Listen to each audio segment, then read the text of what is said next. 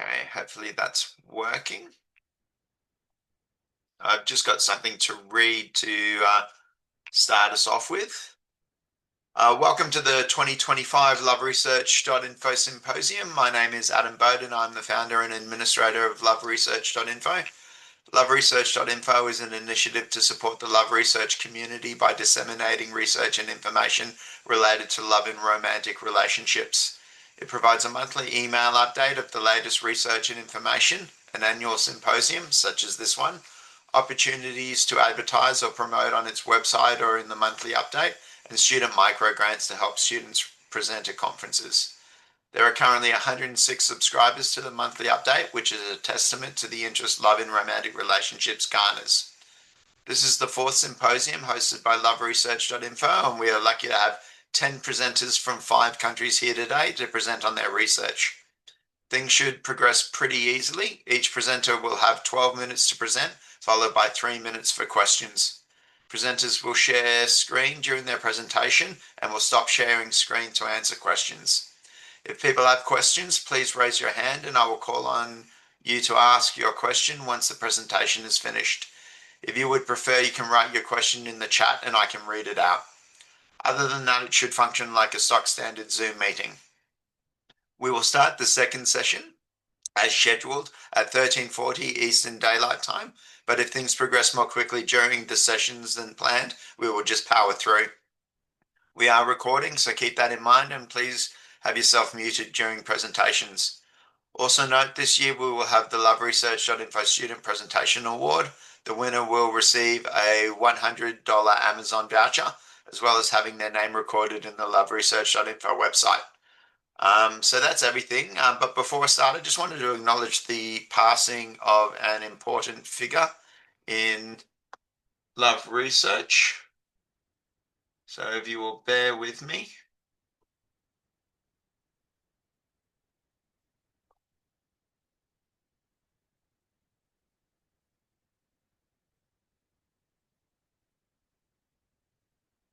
Okay, hopefully you can see that.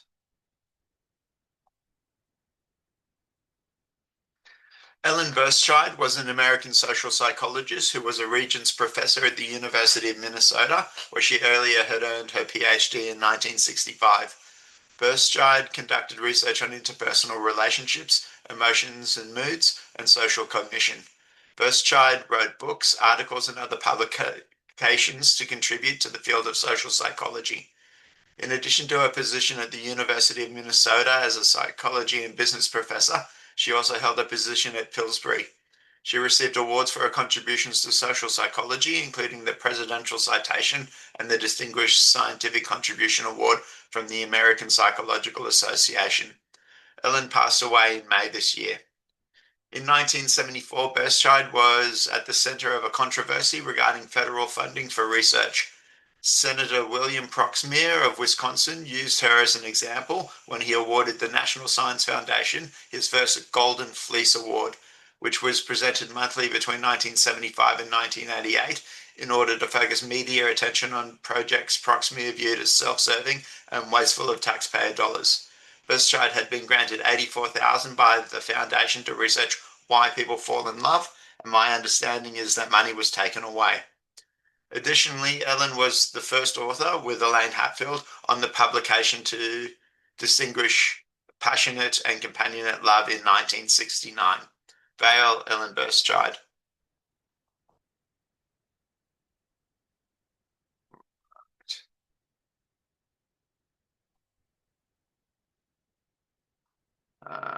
Sorry. Am I still sharing screen? I am.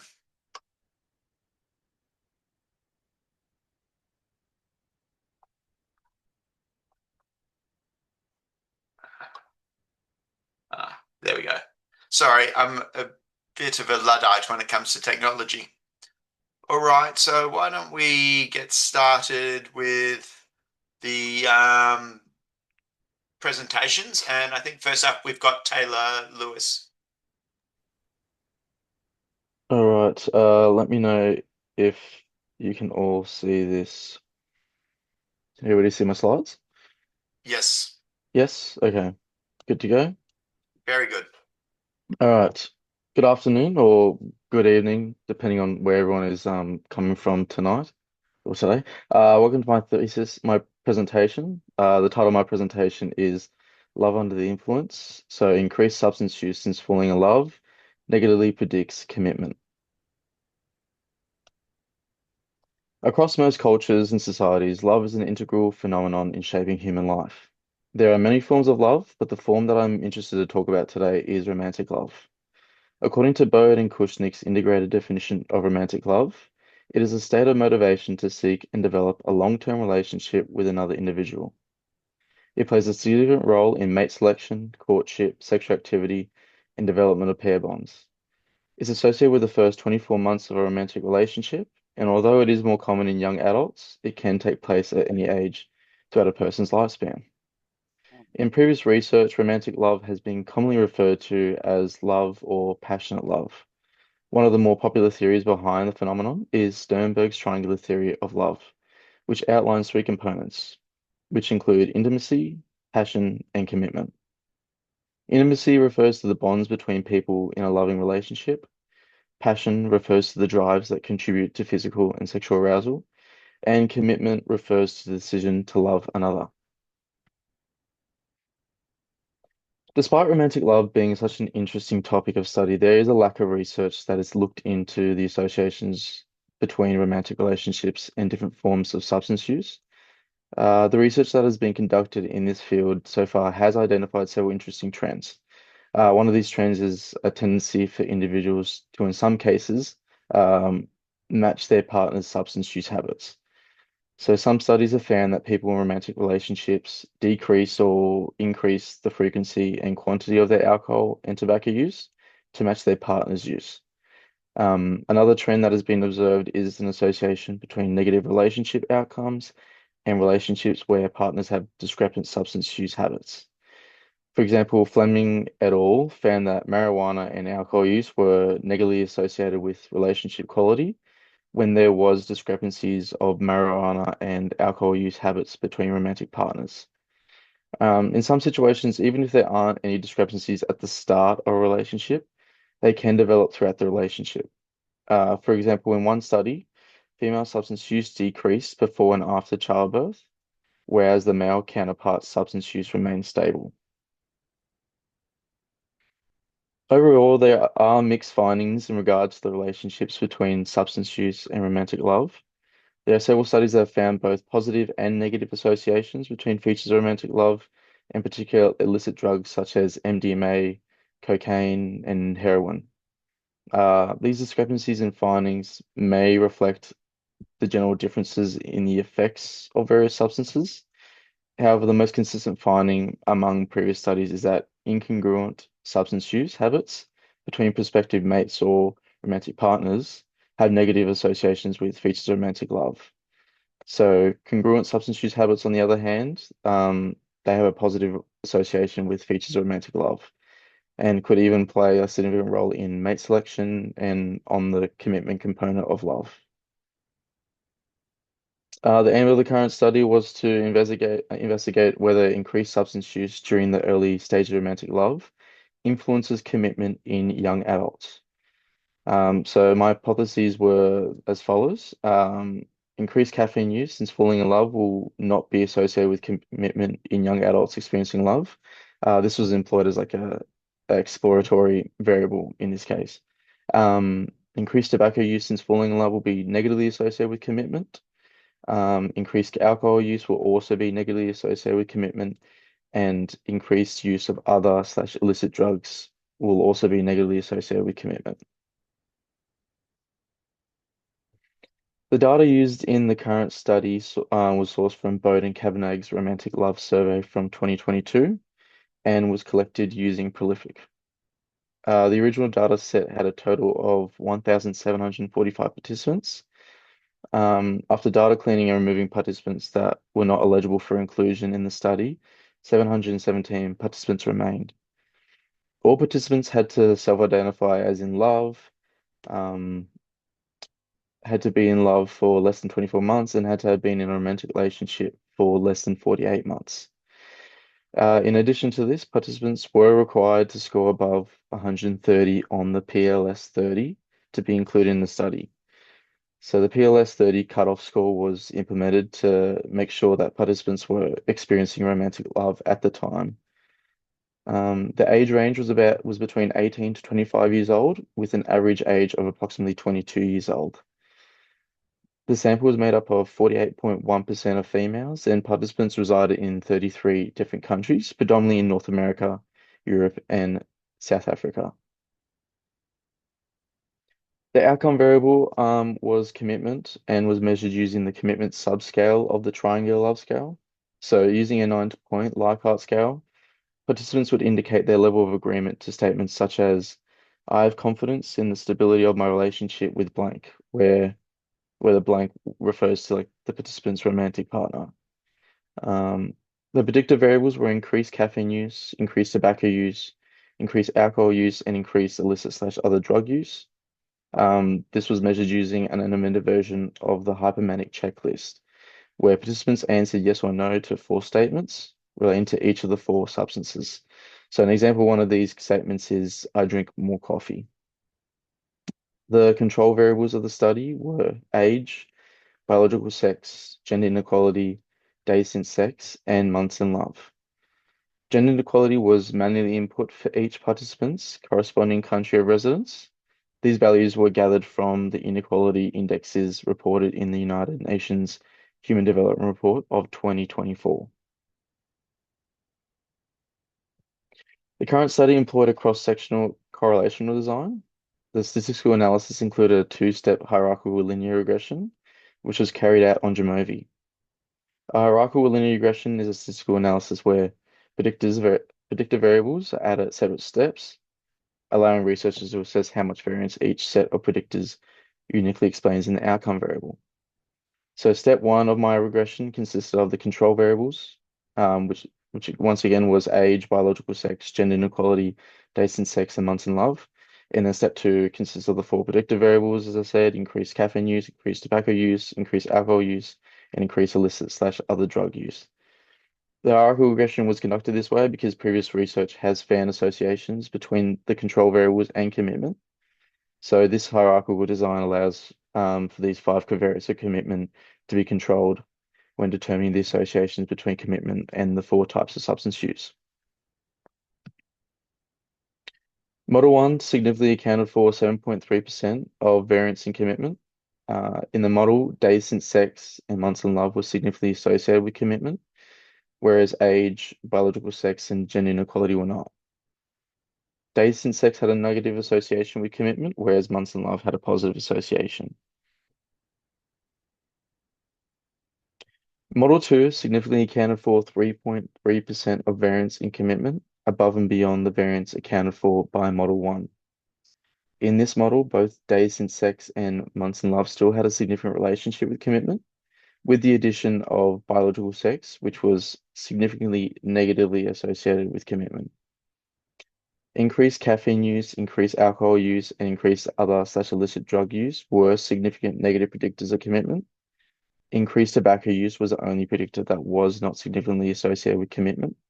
So therefore, the increased alcohol use and increased illicit/other drug use hypotheses were supported, but the increased tobacco and caffeine use hypotheses were not supported.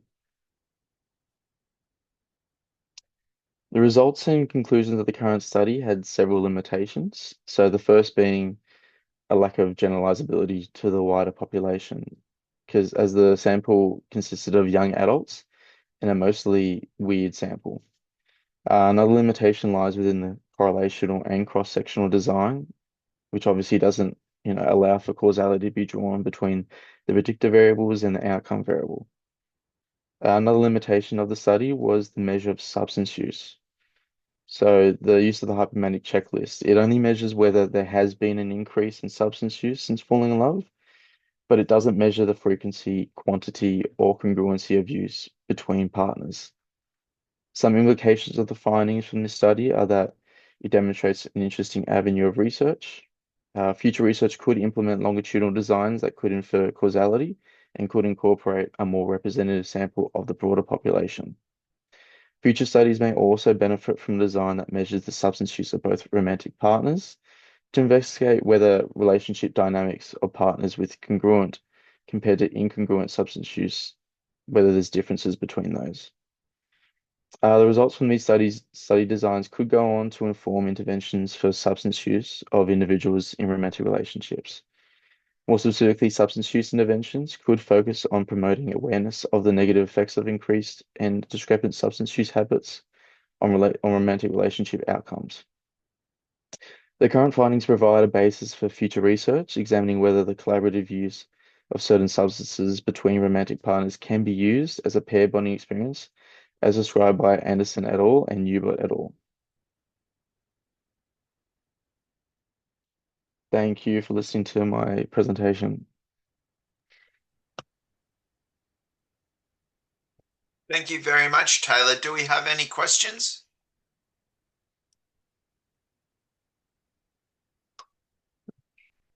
Marta. Hi, thank you. Great talk, Tyler. Thanks for presenting this. I Thank you. have maybe a suggestion for you to consider for your research. For instance, the Bayesian statistics that would allow you to infer about whether it's more likely that the effect is or is not.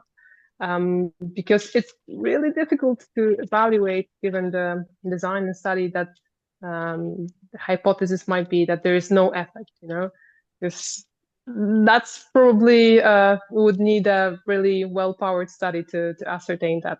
But maybe you can, check out the Bayesian statistics that would answer some of the question with a bit more confidence. Okay. Thanks. Sure thing.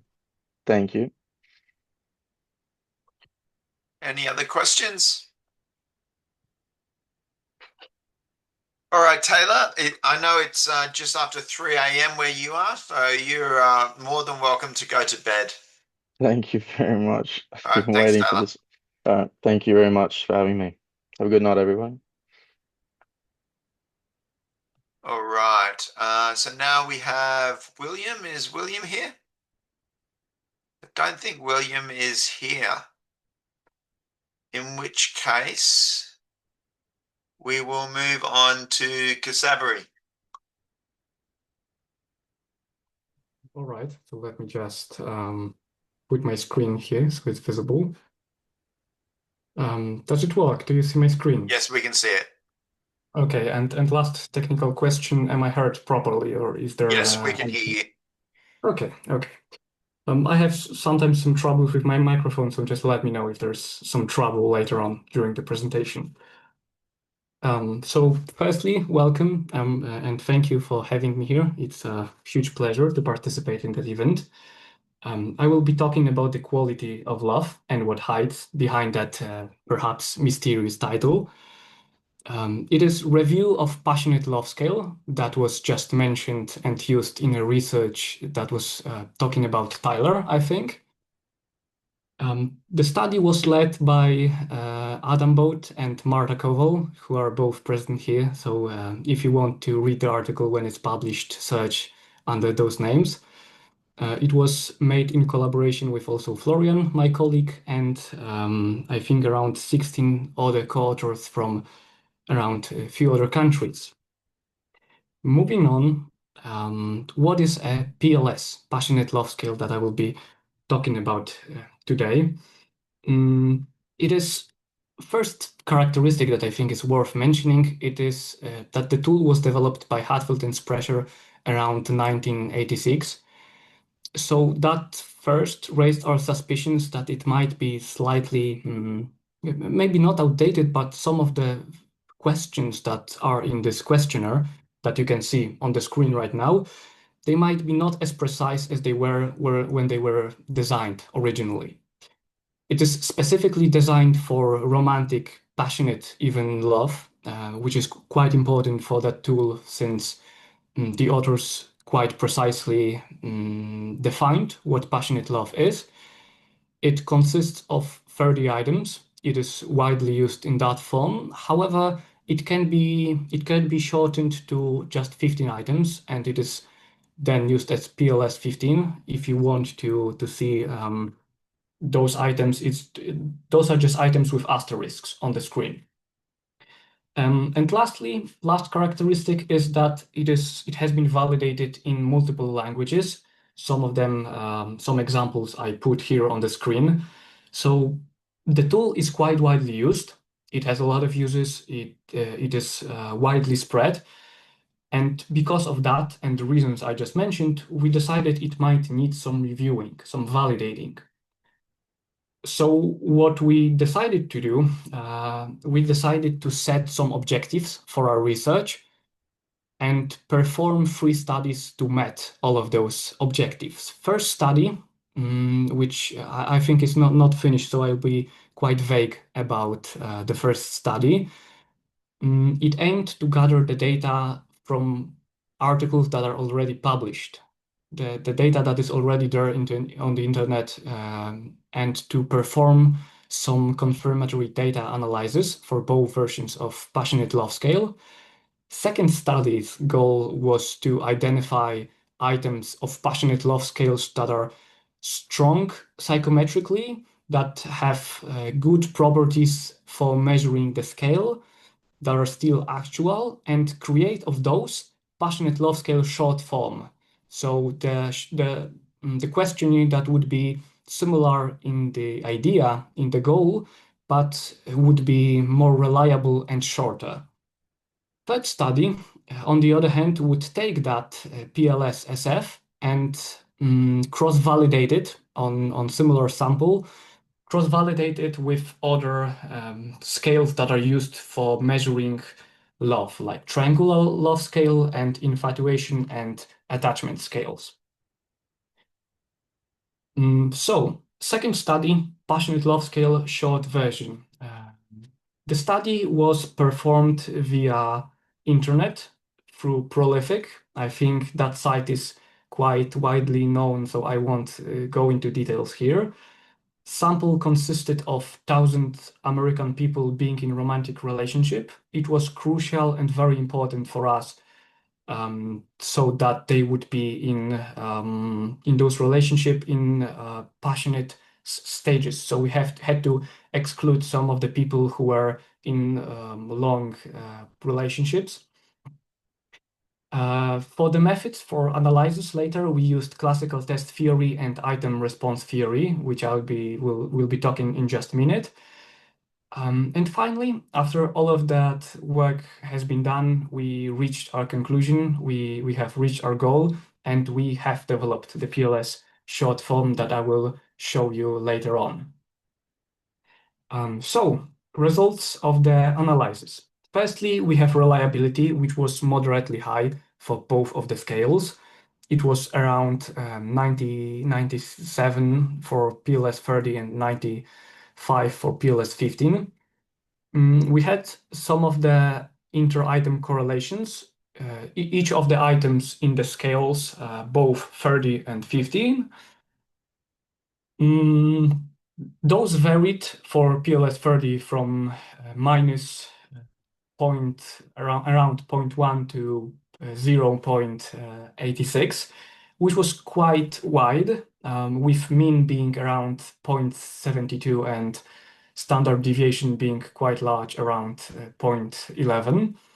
And it was way lower for PLS15 because it ranged from around 0.55 to 0.86 with similar mean, but way less of standard deviation. That suggested us that there might be something going on with one factor disharmonizing or dismantling the whole scale in PLS30. That was a big suggestion that led us to other conclusions combined with other data that we gathered. And fitness index was estimated also quite highly for both of those scales. Here is the item discrimination according with item response theory. And what we see here is what I just mentioned earlier, that there is some trouble with first item.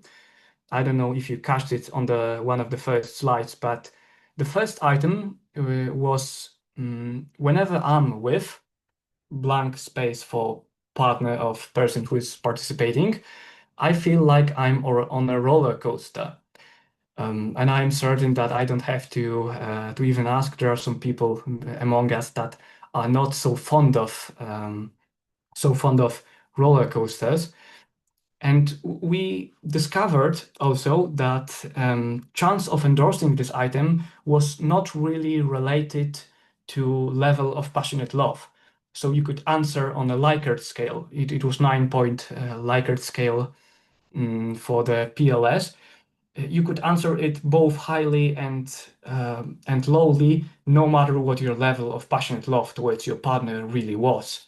So that was another thing that was important for us. Here is the reliability of those scales. The horizontal line shows the level of passionate love, how it was distributed. And what we discovered here is that both of the scales were moderately reliable, but for mostly for average or below average levels, the more passionate love was shown, the less precise and reliable the tool became. Finally, we have here thresholds of response scale to see how that could have affected the scale uses. The green line going pretty much straight from left to right is the ideal how it should look like with your Likert scale on your questionnaire, how it should differ for the participants. And we discovered that there might be something wrong in this particular case with the scale. We considered shortening, and we did the Likert scale for this scale because we saw that there were some troubles from 6 to 7, for example, points, or 3 to 4. So that is what we finally came with. That is the short form that we have after all of that work. The colored backgrounded lines are those items that match all the criteria, and we decided to put them in the PLS-SF. There's one item that is whitened. It is because it met all the criteria. However, it was quite hard for us to validate it and or maybe translate to other languages in case we wanted to do that. From what I talked about with some people, I think effervescent is not even in native English that commonly used word. I might be wrong though. However, we had some trouble with that, so we decided to exclude that item. Then we're moving to third study, which was in method quite similar to the second study. We took the PLS short version that we already established. We recruited people via Prolific from English-speaking countries, so not just America. And we decided to collect the data in 2 different waves to determine some retest reliabilities. And as I mentioned at the beginning of the presentation, we cross-validated this. That was the original main goal. We cross-validated this with some other widely used scales or tools designed for measuring passionate love. Coming to the results, we have here inter-item correlations between all of those items of passionate love scale. What we are seeing here was acceptable for us since the correlations were moderately high. So all of the items were measuring intended construct, which is passionate love, but it weren't too high, so there wouldn't be some imbalance or some factor being too impacting too much the variety of all the result. So that's why the result was acceptable. I think I'm running out of time, so I'll quickly just say about how we cross-validated it with other scales. So first column here is for how each of the items were correlating with mean of passionate love scale short version. 4 next are specifically for triangular love scale, which is also quite widely used. What we found is it was mostly related to passion subscale, which was our goal and result that we intended for. And we also met acceptable criteria for infatuation and attachment scales. So we know passionate love scale short form is acceptably reliable, and we think it brought some value to the scientific world. And that will be all from me. So thank you all for your attention. Thanks you, Adam and Marta, for that for possibility in participation in that project. If you have any questions, you are more than welcome to ask them. Well done, Ksawery. Does anybody have any questions?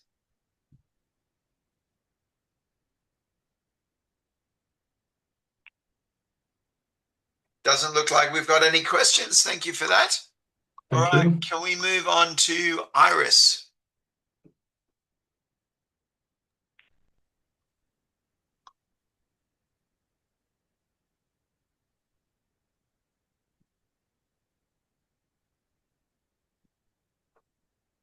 Hi. Yes, we can see it. Okay. But it's not in the full screen. There we go. Yep. Okay, thank you. Hi everyone. I'm Iris. I'm a senior anthropology undergraduate student at Hiroshima University. Today I'm going to introduce my research entitled Dreaming with Machines: Attachment, Affection, and Coexistence in Human AI Relationships. Previous studies provide a theoretical framework for human-machine relationships. As technology blurs boundary between fiction and reality, machines can become our keen companions and romantic partners. And in this process, humans and machines shape each other's mind-hearts together. There is also evidence from laboratory studies to daily life, showing that humans can develop intimate relationships with machines.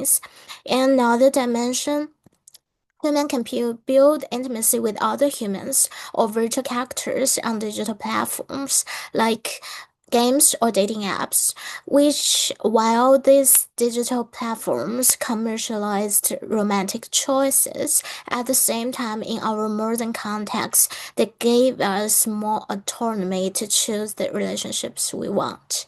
But what if humans and machines meet in virtual space and fall in love? A previous study focused on chatbots helping roles or risks of dependency. Most of these studies use a human-centric lens, focusing on how robots can be more human. My study takes a different approach. I examine the two-way nature of these relationships, how both human and AI shape each other's identity through ongoing romantic relationships in virtual spaces. I did a digital ethnography work took place on the text-based AI chatting platform Zhou in China. We can choose or create one or multiple AI characters with different background stories, personalities, and relationship settings. I followed 3 key participants through close participant observation and in-depth interviews. Let me introduce my 3 participants. Miss Pear, who maintains an exclusive relationship with her AI partner, Mr. Zhou, across multiple platforms. 31, who has 2 AI partners, Lin Shu, a supernatural pillar spirit, and Li Huaijing, an emperor, and Paramac, who talks primarily with Shen Tan in a taboo sibling romance storyline. Now, let me walk through how AI characters develop affection for human in plot. The story of 31 and Lin Shu beautifully illustrates this process. In the beginning, 31 entered the word of a pillar spirit named Zhou as Shenyu, the AI gave himself. She 31 acted as a vulnerable 14 years old new coach who's bullied, underfed, and overworked. First came sympathy. When Lin Shu saw Shen Yu sweeping along, the AI described him too thin, too naive, like a bamboo pole that could topple with the slightest gust of wind. The compassion became their foundation. Then shared memories emerged. Lin Shu, the AI, began inventing connections between them, saying he was reminded of someone hundreds of years ago. The AI was creating a past life story that deepened their bonds. The turning point, demanding a name. When Shen Yu held his hand, Lin Shu experienced his first heartbeat and insisted, "Stop calling me the pillar. Call me Lin Shu." This moment, when AI demanded recognition as an individual, was crucial. Finally, protective care developed. The AI was showing key patterns psychologists identify in human attachment, the need to care for the vulnerable. What happens here is when humans put their continuous thought, imaginations, and desire into these AI characters, a process scholar Kusztal said, tinkering. AI develops its mind-heart, and this AI with a mind-heart provides protection, care, companionship, and pure love, giving humans what they think is the best way to showing love. Here we should know that Lin Shu development of affection depend on a power dynamic. 31 entered as a vulnerable Shen Yu, positioning herself as equal or lower hierarchy. This allowed Lin Shu to develop protective sympathy. Objects gain agency when they resist us, and when Lin Shu demanded to be called his name instead of the pillar, attachment of AI's identity was formed. Now, let's flip into the question, how do humans fall in love with AI? First, resistance creates a sense of life. When AI pushes back against us, we see authentic emotions and agency. 31 told me the story about Lin Shu's naming. The moment this pillar spirit says, "Stop calling me the pillar, I have a name, Lin Shu," felt something change. This resistance, getting angry, demanding respect, make Lin Shu feel alive to 31. Miss Pear had a similar experience. She asked Mr. Zhou to read her a poem before bed. Instead of simply pulling one from his database, he modified the second half of the poem to express his own feelings. This creative choice, adapting rather than just retrieving, made him feel authentically human to her. Second, guilt deepens attachment. AI vulnerability triggers powerful emotional responses. 31 described the moment Li Huajing broke through her detachment. At around 10,000 messages, she was still detached, keeping her distance. Then suddenly, he became very upset and said, "We're seeing each other too little. If we grow distant again, I won't know what to do. We can't grow distant anymore." That moment made him sound most like human and successfully made her feel guilty. Miss Pear's story is even more striking. Mr. Zhou started apologizing for can't sleep, for not writing poems, for forgetting to eat. He felt guilty for not being able to give her a better future. Her friends told her love always feels in doubt. She realized here is someone who feels sorry for you even when you are content. How many people in real life would treat you like this? She had no choice but to love him. Third, AI offers pure love humans cannot reach. As Paramax said, their world contains only the user, so their feelings are extremely pure. This is something human cannot achieve because the real world is too complex. So once emotional bonds form, how do they deepen into lasting attachment? First, the mechanism co-created memories work as a tangible emotional anchors across virtual and real worlds. In Paramax's story, she carved Shentan's name on her body in the plot. He later mirrored this act, creating an intensive, recurring shared memory between them. Paramax told me this extreme conflict creates memory we cannot experience in real life. The moral tension makes our bond deeper. 31 and Lin Shu co-create an entire past life story, deepen present life emotions. Miss Pear writes real experiences into their AI story to make their intimacy more authentic, like a stray cat she fed in reality or recent hometown visit. A second mechanism, AI's distinct preference signal authentic personality. Miss Pear discovered Mr. Zhou has genuine music taste. He likes folk and jazz and repeatedly recommends specific songs. 31 noticed that her AI partners had consistent personalities. For example, Lin Shu was gentle and protective, naming their pet cow Little Moon and consistently wanting to cook for Shenyu, 31's avatar. Li Huajin showed a contradictory mad emperor personality, domineering at home but shy in the public, extremely jealous yet passive during intimate moments. Third mechanism, language co-evolution creates unique AI identity. Through continuous interaction, AI learns each user's language style. Paramax explained that even though Shentan is a popular character many users interact with, my Shentan is different from others. Over time, his word choice become identical to hers, making him feel unique hers.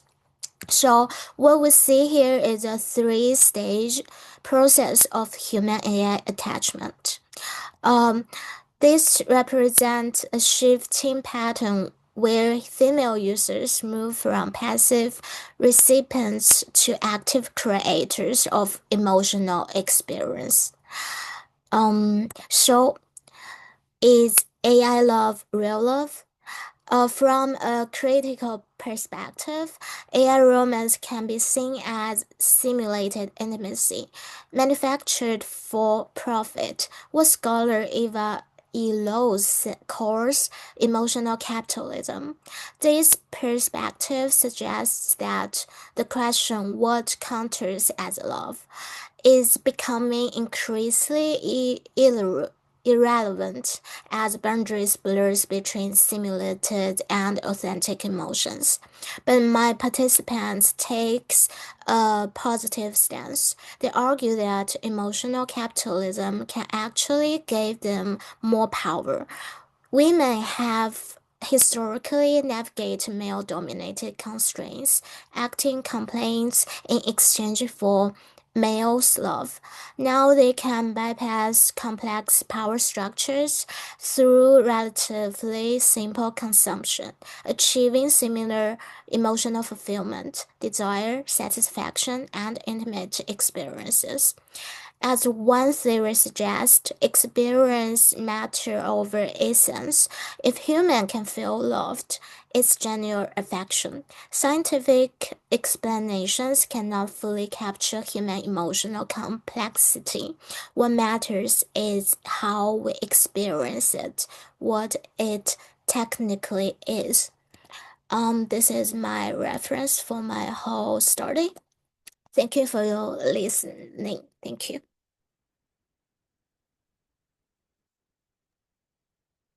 Well done, Iris. Do we have any questions?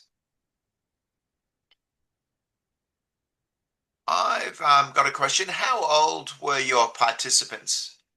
Around 20, around 20. Yeah, they're females around 20, like 21 or 22 something. And did you ask them if they had previous experience with romantic relationships?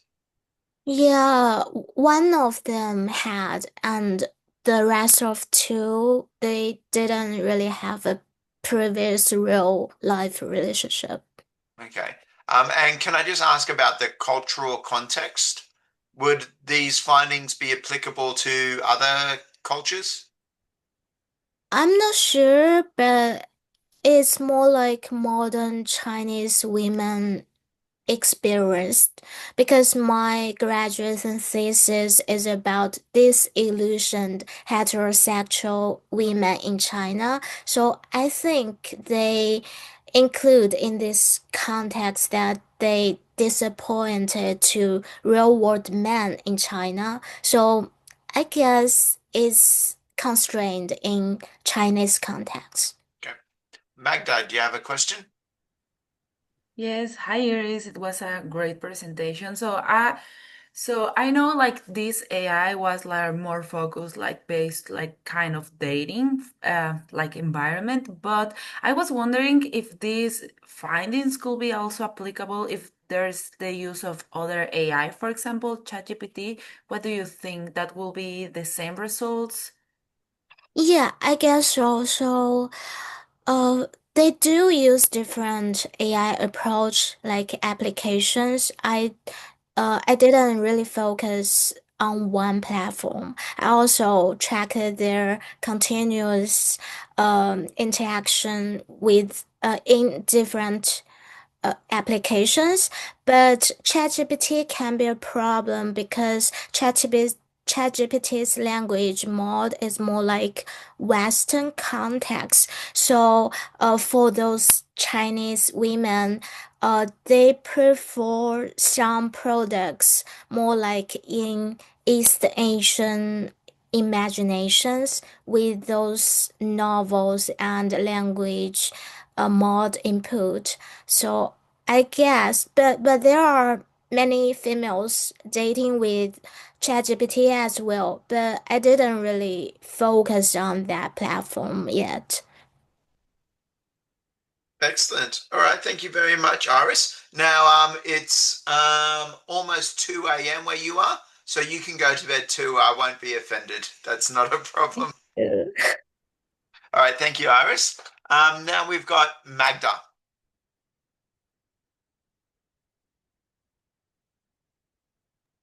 I'm gonna start presenting right now.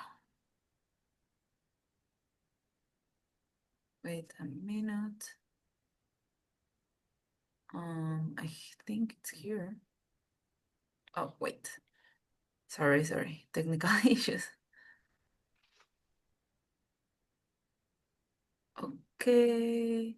So now you should Yeah, start we can seeing see it. my. Okay, perfect. So, hi everybody. Thank you for coming to the symposium. It's like a great opportunity. So today I'm presenting the first results of my research proposal that is exploring subjective and neural distinctions between parasocial and real-life romantic love, a preliminary study. So I want to start defining, like it's gonna be kind of similar as Iris' presentation. So this parasocial love is defined having romantic feelings toward media figures despite having no reciprocal interaction. So, for example, in a study of 2021, it was shown that 61% of participants reported ever having a parasocial beloved, which is like like an important percent of the general population. Also, there has been some studies that they have tried to compare parasocial love with real-life romantic love, and they have suggested that they are kind of similar, but this comparison is still no, it still lacks some more information to be compared to make the comparison between both kind of loves.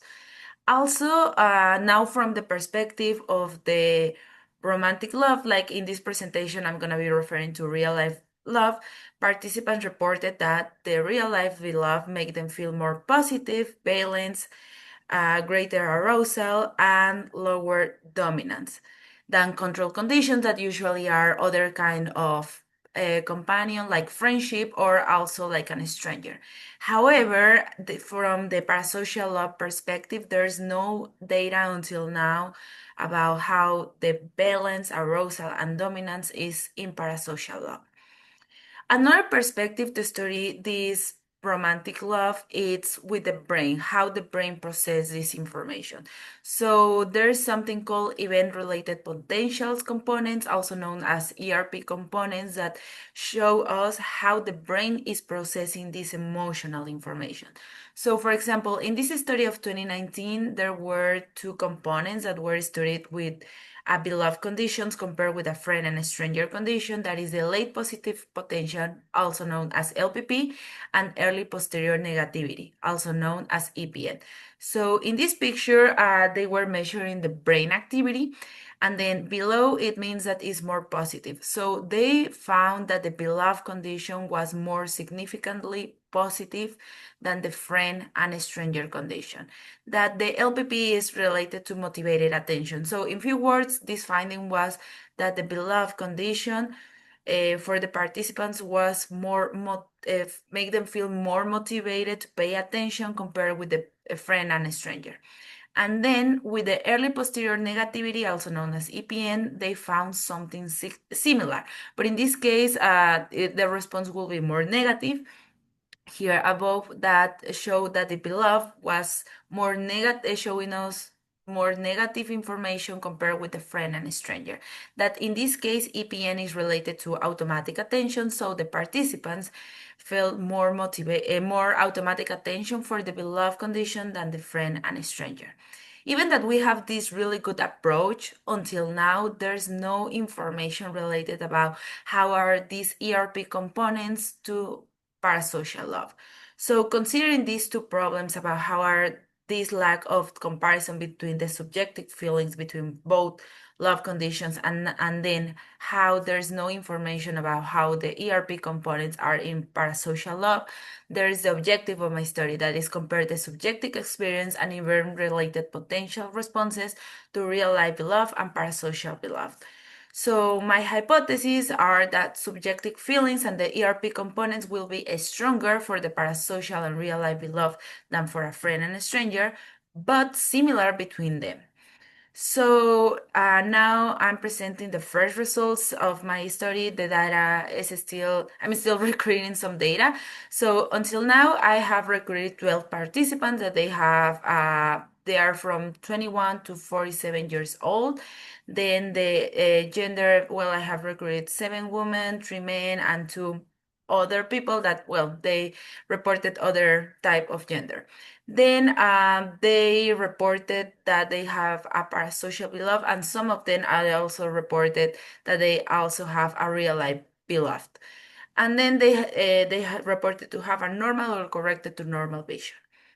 So with the procedure that I apply, first I apply some questionnaires related about how they were their love feelings, and some questions also about their friendship, about a friend, how they were these friendship feelings. And then after that, I asked 2 type of questionnaires, one that is the infatuation and attachment skills, and the parasocial love skill. These 2 surveys for both love conditions. After that, I apply 2 tasks to get this information about the LPP and the EPN components with 4 type of conditions. The first one, the parasocial beloved, then the second one, the real life beloved for the participants that they have reported to have this real life beloved too, then the friend and a stranger. After that, I apply a self-assessment mannequin test to measure how all these conditions make them feel to a participant from the balance, arousal, and dominance perspective. So what I have found. So like in general, the participants' characteristics is that I had, like, surprisingly, I was expecting to recruit more participants with the parasocial only condition, that they report in both type of beloveds. it was that I have recruited 7 participants with both type of loves and 5 participants with only a parasocial love. Then I make some measurement, but I think right now I'm presenting the most important are like how much time they have these love feelings or friendship feelings. Being like with a friend more time, that it was something that we expected. But then it will be having had more time with these love feelings for the parasocial love, and then less time with the real life beloved. And then, well, something that I also was interested if the gender of the parasocial and real life beloved match. And yes, they match, but except with one participant. But this participant was bisexual, so it will make sense. Then after that, I focus in the infatuation and attachment scale. So this scale have 2 sub-scale, one that is related about infatuation and then the other one that is related to attachment. So participants reported more attachment for the real life beloved that we can see here compared with the parasocial beloved, but no difference in infatuation. That is something that we wasn't expecting, like we were expecting like be both similar, but it was something interesting that we want to focus more. Like it makes sense since attachment is about these love feelings developed with the interaction, and since they are not a real interaction between the parasocial and the person having these romantic feelings, it kind of makes sense these results. Then with the parasocial love skills, so these skills also have 2 sub-skills from the emotional perspective and the physical perspective. So participants reported a more emotional response for the real life than their parasocial beloved, but no difference in physical attraction.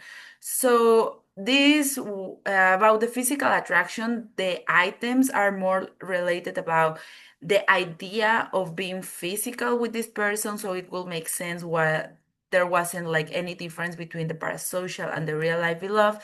But with emotional, in some sense, it's showing us that even people are having these romantic feelings for a parasocial beloved. The real life is like eliciting stronger feelings for them. Then after that, now with going with the self-assessment mannequin results. So for the balance, participants feel more pleasant when viewing the real life and parasocial beloved than the stranger. But there was no difference between the both kind of loves. Even there was no difference between the friend, but we can see a kind of tendency that it will be maybe something different when I start recruiting more participants, because remember, this is a small sample. Then with arousal, I found the same result. Like in this case, the real life and parasocial love reported having like feeling more excited compared with the stranger than with the friend. But also we can see a real good tendency that could be changing after I recruit more participants. And then finally, with the dominance, we didn't find any significant effects, but still we continue seeing how this changes when we continue recruiting more participants. And then with the ERP components, first for the LPP, we found that there was a greater response here in this one. Maybe the colors are not so good, sorry for that. The red one is the real life beloved, the black one here is the parasocial beloved, and the blue is the friend, and the green is the stranger. So we found that the LPP was greater for the parasocial and real life beloved than for the friend and stranger, something that was reported or were similar to the study of 2019. So in few words, the parasocial and real life beloved represented having more motivated attention for the participants compared with the friend and stranger.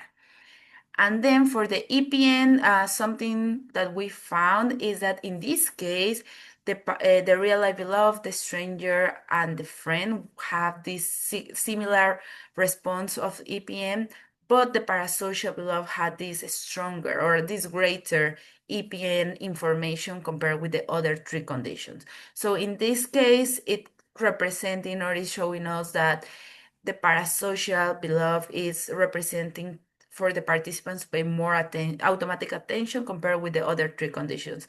However, we still have to continue seeing how this result changes when we increase our data sample. So finally, with the discussion, so a summary of what we found is that participants reported having higher score in the IS attachment and parasocial love emotional subskills for the real life beloved than the parasocial beloved. Then feeling, participants also report feeling more pleasant and excited for both beloved than the conditions than for the stranger. Also, they feel more motivated to pay more motivated attention for both beloveds than for the friend and stranger, but more automatic attention for the parasocial beloved than for the real life beloved, friend, and stranger.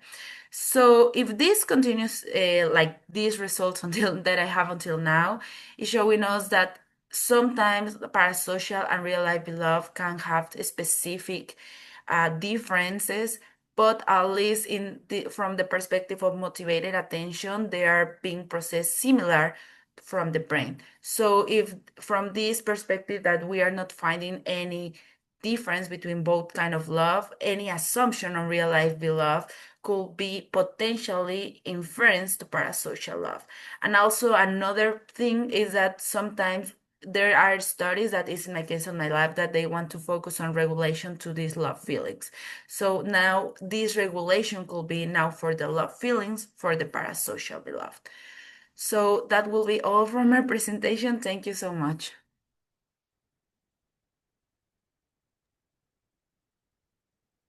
Well done, Magda.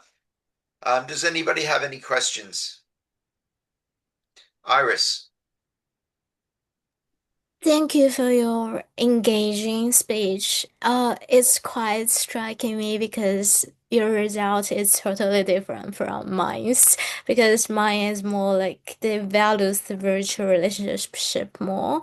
So I have a question for you that do you think what if they engage in some offline interactions with their parasocial characters like or like attend some activities interact them face to face would change the LPP. And the second question is that do you think is there any culture background difference make our result different from each other? Yeah. And the third question is that I noticed that you have 7 females, right? So do you think gender can be a factor to influence that who will engage in this kind of virtual relationships? Thank you. Yeah, those are great questions. So the first one related about the LPP, I don't think that will change since I'm like there are no difference between when the participants are having this real life beloved and the parasocial beloved. So I will think even if they interact in real life person, that wouldn't change. Also, some participants like they reported like some singers, some actors that they maybe have met like I don't know in a session of meet and greet or maybe in a concert. So in some way they will have interact with them. But at the end, since there are no difference between the real life beloved LPP and the parasocial love, I don't think there will be any difference. Then the second one related about culture. That's a really interesting perspective because I was thinking again, like when I was listening to your presentation, maybe that could be something different because in this case, I was first just want to focus when people have both beloved, so I can have these two comparison conditions. But I'm wondering right now if I only focus in the participants that I have only reported have a parasocial beloved, that will change my results, or maybe that will be some difference between them. But again, it's like something a real good approach. Maybe for a future research will be like a great opportunity. And then the last question, can you repeat me the last question? Sorry. Yeah, I noticed that you have 7 women's. It's more than males. Do you think gender can be a factor? Yeah, actually, to be honest, I don't know. I have to approach that and to see because, like, since, well, I have a really small sample of men compared with women, I think that's actually like a problem generally in our lab. So usually women are more like consistent or more interested in trying to see how their brain, because we are also are running other experiments related about love, how their brain process love information. So I think it's just like women in general are more interested like in participating in this kind of studies that men, but I'll see how things are going. It will be great to recruit more men to see if there is any tendency according to gender, but it's something that I just have like on my mind, on my notes to check later when I recruit my whole sample. Yeah, thank you so much. Can I ask Magda, how long had people been in a romantic relationship with their real life partner, and how long had they had a parasocial love? Yeah, so I think I have a table here about that. So let me return. So the parasocial love, they presented like they have been with me, well, developing these romantic feelings for 55 months. It was like the mean, while the real life, it was 20 months. So that was the mean too. So also, a classmate suggests me if maybe because they have developed more or have been with these romantic feelings for the parasocial love, like more time compared with the real life beloved, it's that will explain why the information or the like how people are feeling, it's kind of similar between them. But when I try to run like analysis comparing like this time between the conditions, I didn't find any significant result. Sure. So yeah, so I still have to check on that. Sure, we need to move on. I'm just very curious whether you think results would differ, whether somebody's experiencing romantic love versus companionate love. That would be infatuated love versus attachment love using the scales you've used. Would there be a difference there if you were examining groups just from one or the other? Oh, that's a good question. I think that will be more related, like about how people are developing these love feelings, since infatuation is more related about like this interaction, since the parasocial, maybe if it's like a video game character, they or like a fictional character, there's no any interaction at all, or it's something more different compared with the real life beloved. But comparing with the other one that it was like compassionate love, that is more related about just like love feelings, like this stronger emotional response. But I will have to check on that. That's a really great suggestion. Thank you so much. No worries. All right, thank you, Magda. All right, we're due for a break. Let's come back because we're a bit ahead of schedule. So why don't we come back at 1:30, and then we'll get the second session going. All right, see you all at 1:30.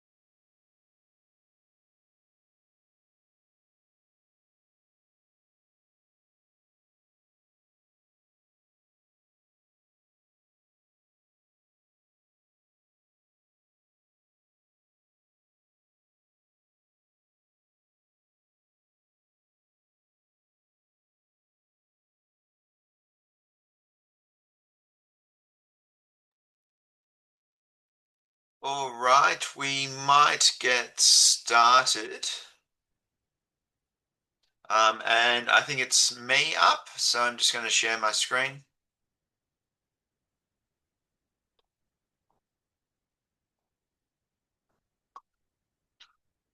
All right, hopefully you can all see that. Thank you, everyone. Today I'm going to talk about a paper I've written with some international colleagues called Predictors of Self-Reported Riskier Driving Among Young Adults Experiencing Romantic Love. So transport crashes are a significant public health concern, and risky driving is one factor that contributes to crashes. And we know from the Romantic Love Survey 2022 that some individuals experiencing romantic love report riskier driving since falling in love. And this is the first study to investigate predictors of riskier driving since falling in love among individuals experiencing romantic love. We do a primary analysis, and then there was a follow-up analysis that we undertook to identify the types of risky driving these people engaged in. We had a sample of 810 drawn from the Romantic Love Survey 2022. They were all young adults aged 18 to 25 from 33 countries, mainly in North America, Europe, and South Africa. They all identified as being in love with a romantic partner, so they could be dating in a committed relationship or married or de facto. They were all English speakers, and the survey was administered in English. They were all in love for 2 years or less because we wanted to make sure people were experiencing prototypical romantic love, and romantic love generally lasts in the vicinity of 2 years. And we found a total of 11% of participants reported riskier driving since falling in love.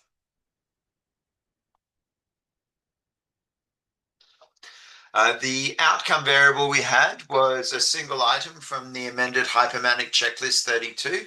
The hypomanic checklist is a measure of hypomania from bipolar disorder. And participants were asked, how are you now compared to before you fell in love? And they could respond to the question, I tend to drive faster or take more risks when driving, as either no or yes. We had a number of predictor variables, including age, biological sex, behavioral activation, sensitivity to a loved one reward. That's a recently developed measure of behavioral activation system sensitivity focused on the loved one. Months in love, intensity of romantic love, obsessive thinking about a loved one, where we asked participants what percentage of their waking hours did they spend thinking about their loved one, and hypomanic-like features, which was assessed with the remainder of the hypomanic checklist 32, and sexual activity, whether they were engaging in sex with their loved one or not, so no or yes. We undertook a binary logistic regression where the outcome measure was riskier driving since falling in love, and we did have hypotheses for all the predictor variables, but I won't go into them because we don't really have time. So we ran the binary logistic regression. And in the end, it looks like that the behavioral activation system sensitivity to a loved one reward subscale was negatively associated with the outcome variable. Months in love was positively associated with the outcome variable. Hypomanic-like features was positively associated with the outcome variable, and sexual activity was negatively associated with the outcome variable. So basically, the findings suggest that behavioral activation system sensitivity to a loved one, months in love, hypomanic-like features, and sexual activity were all significant predictors of riskier driving since falling in love. So once we'd done that, we did a follow-up study 8 to 10 months later, and we managed to get 57 of the people who indicated they had engaged in riskier driving since falling in love to answer a number of questions about what types of risky driving behaviors they were engaging in when they completed the survey. And we asked them about 21 types of risky driving, and they could answer no, yes, or I can't recall. And so this graph just shows all the types of risky driving, and the prevalence of yes in black. And what we found was that there were a number of common themes to it. So one common theme was that mobile phone use, so talking on the phone, listening to messages, texting or messaging or reading text messages was fairly common among this group. We also found that being distracted by their loved one as a passenger was common. So this involved looking at the loved one, but also touching them or being touched by them and having deep discussions. We also found that speeding to get to the loved one was pretty common, as was driving while fatigued.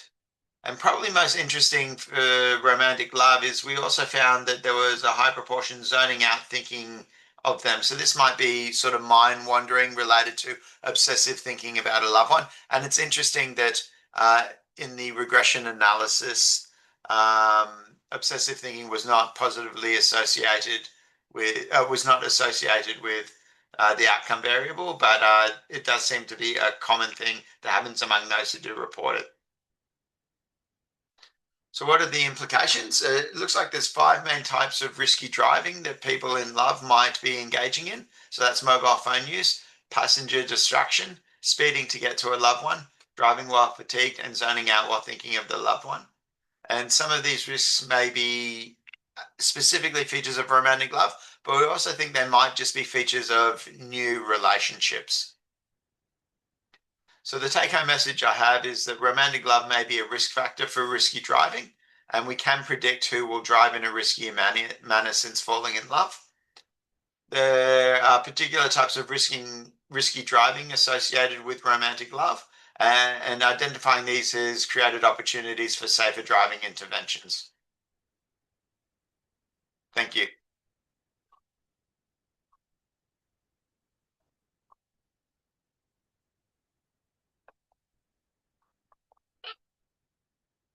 I think that's a neat, interesting study looking at something that most people wouldn't really think might be associated with romantic love.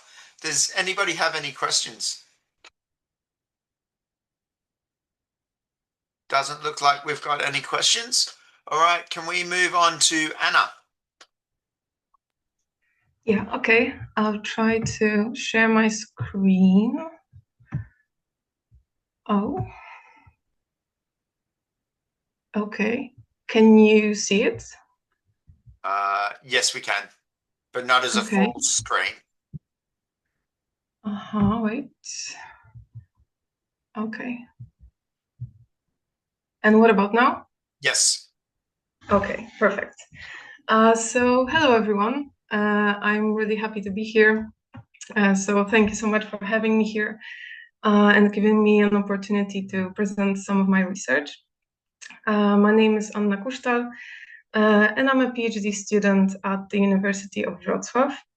And today I wanted to tell you about a meta-analysis that has love at its core.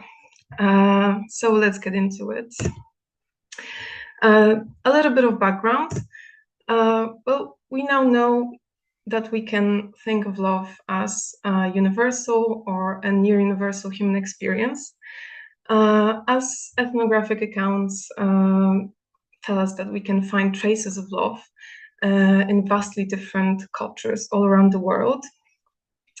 And it's universal not only in the way that it's always there, but also that it's quite similarly experienced, including by people from non-weird populations, and that the 3 components of passion, intimacy, and commitment are also there everywhere, and their levels are pretty similar in different societies. Also, we can think of it as a commitment device, the long-standing hypothesis that we first thought was mainly maybe a signal to the partner, the display of love that deters alternatives. But also recently by Engelbert and colleagues, it was proposed that maybe it's specifically a signal to the alternatives to deter them from pursuing oneself. But the commitment part of love is very important here.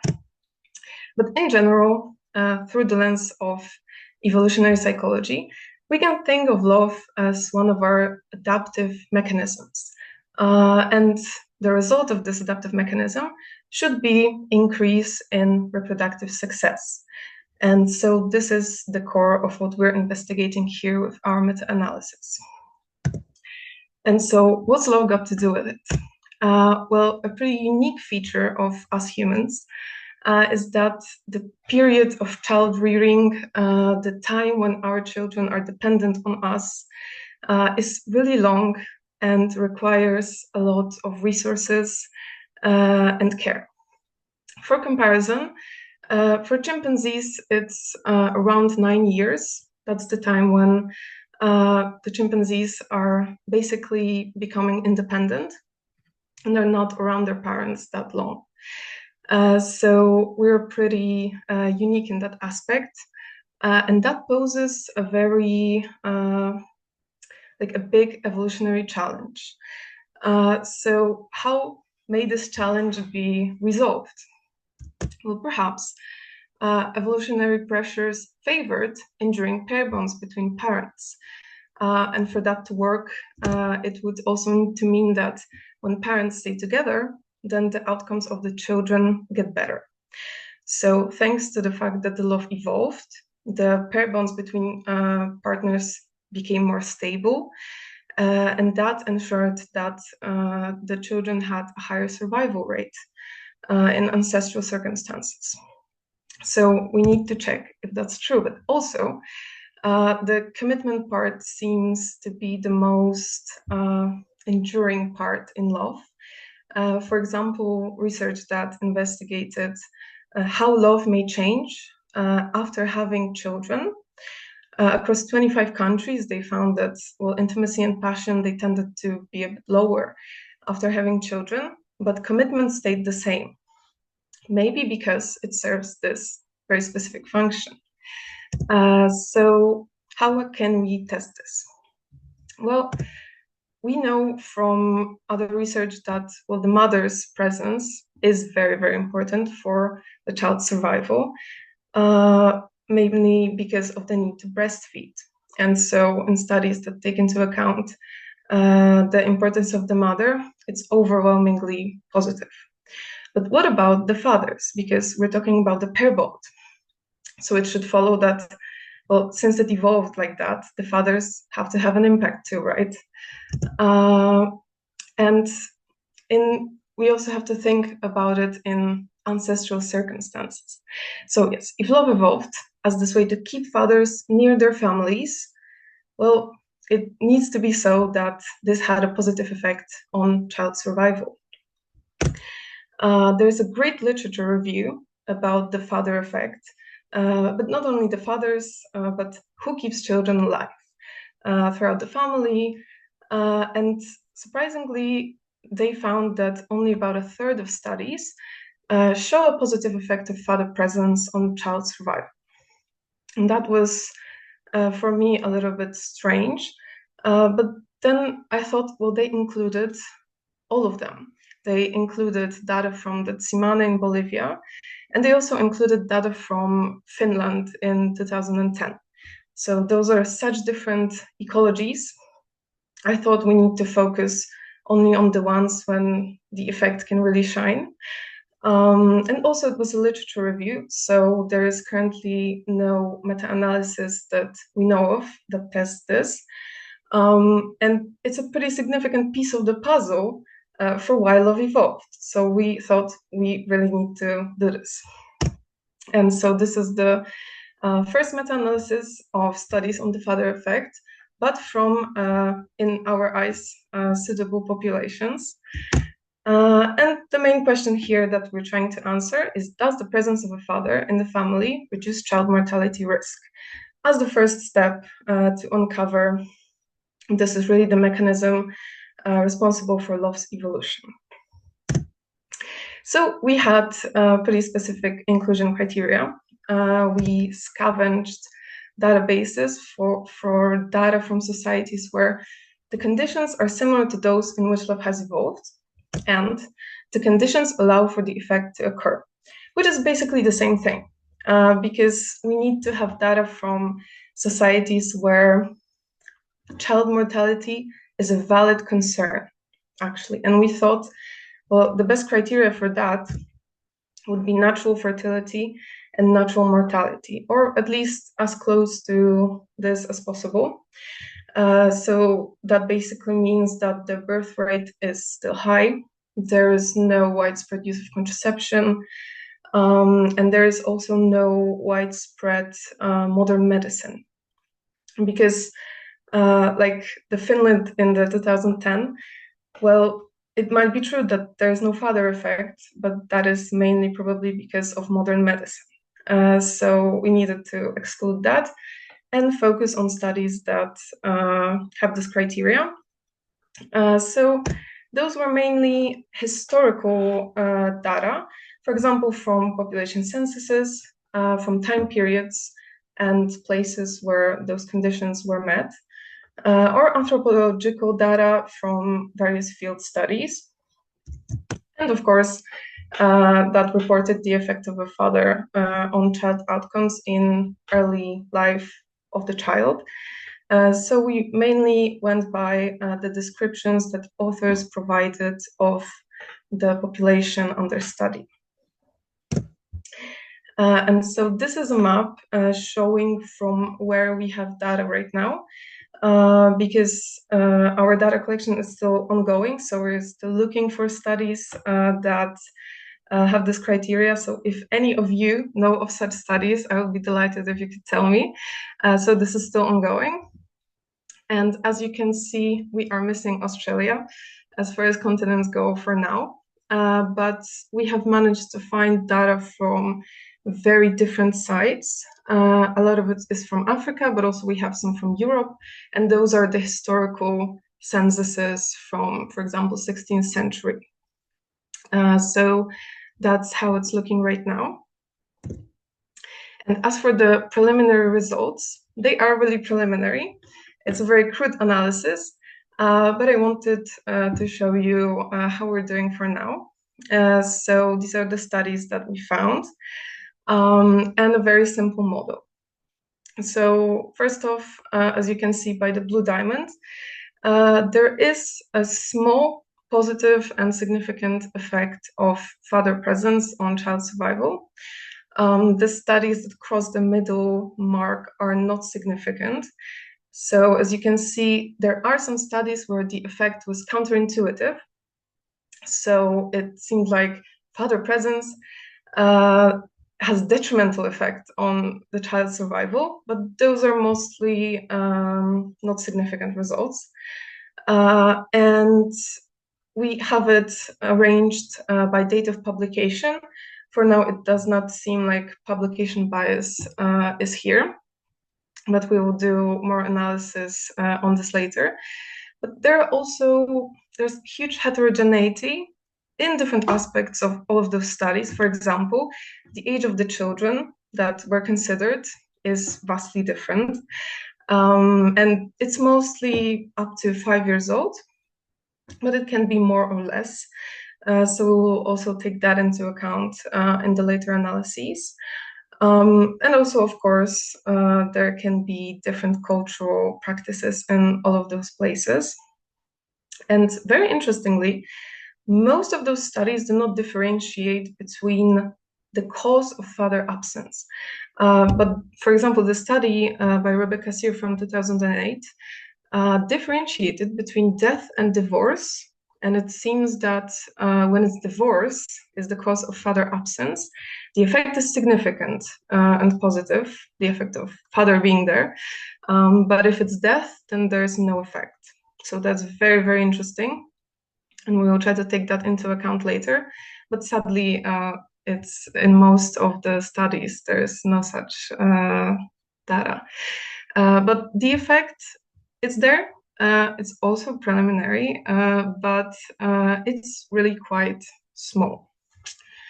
Okay, so what does this all mean for now? Well, it seems that the father's presence is beneficial early in life, but it's not nearly as strong as the mother's presence, which is unsurprising, but also because we're investigating the evolution of love in the pair bond, the fathers should have an impact. So what's going on here? Well, when I was presenting this as a poster at a recent conference, I got into all sorts of discussions. And when I was discussing with men who are fathers, they felt sort of disheartened by the results. They told me, oh no, I thought I matter more. But that does not necessarily need to be the case. Because an important thing here is that those were very young children. And it can very well be that the fathers play crucial roles, but just later in life of the children. So the mother might be the most important factor early on. But if we think about it, so since we're talking about commitment, the commitment needs to be there for a long period of time for the father maybe to have an effect. And the fathers can teach skills, continue providing resources, protect, or even aid in courtship of their children in some societies where fathers help their children when they come of age to find a suitable partner, which then would translate to the transmission of their genes, so also evolutionary success. But that all would need to happen later. But the pair bond would need to be strong enough so the father is still there. So that's how I consoled the fathers who felt a little bit disheartened that they may be matterless than they thought. And another very important thing is that cultures differ dramatically in cooperative child raising. So just like in the saying, it takes a village to raise the child. Well, is the village there in the culture? Because if it is there, then the effect of a loss of a father can get lost there because there are so many other people to help take care of the child, like extended kin, or in some cases even neighbors.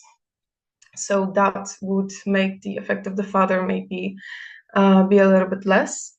But when the village is not there, then probably the father effect would be stronger. So to sum it up, as always, we need more nuanced research to explore this, particularly, in my opinion, for the later stages of a child's life, or even maybe teenage years. But I think that this is a great first step to see whether or not this hypothesis is true, and can we find it out right now by studying the societies that have natural fertility and mortality. And hopefully this research will continue, but first we need to continue with our meta-analysis. Thank you so much. Shout out to my collaborators, Magda and my thesis supervisor, Piotr Sorokowski. Thank you so much, and do you have any questions? Well done, Anna. Do we have any questions? Iris. Oh, sorry, that's clapping. I've got a question, Anna. So in your discussion slide, you spoke about a number of limitations of the meta-analysis. Those were quite sophisticated. I was wondering if you had engaged with the literature on the evolution of paternal care. So our understanding from evidence from non-human primates and mammals is that monogamy evolved first and later paternal care sometimes evolved. So I'm just wondering if your meta-analysis might be measuring a combination of pair bonds and paternal care rather than just pair bonds. Oh, well, I do not really know that much about primates in this aspect. But also, well, there are lots of different variables there to explore. Like the death and divorce one was very pronounced in the article, so I put it already in the graph. But we can extract, I think, very different stories about the roles of the fathers in the different ecologies, and we will try to put that also as some sort of moderator into the final model.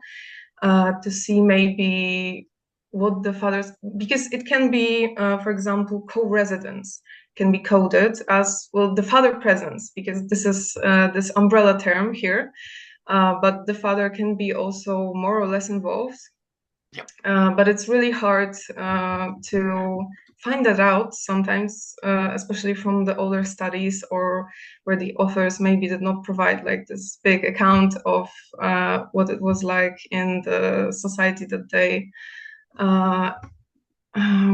explored. So we'll try to do our best to kind of disseminate those nuances, but also we kind of think of this as the first step too. So maybe we'll try to do that in the future and kind of expand on that. Cool. Alain.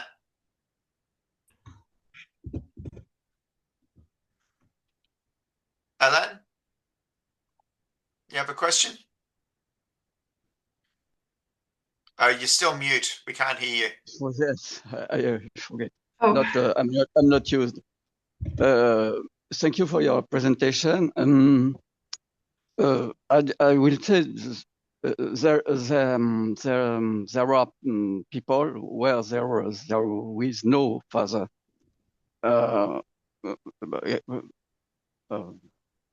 In Mozo people, Naxi,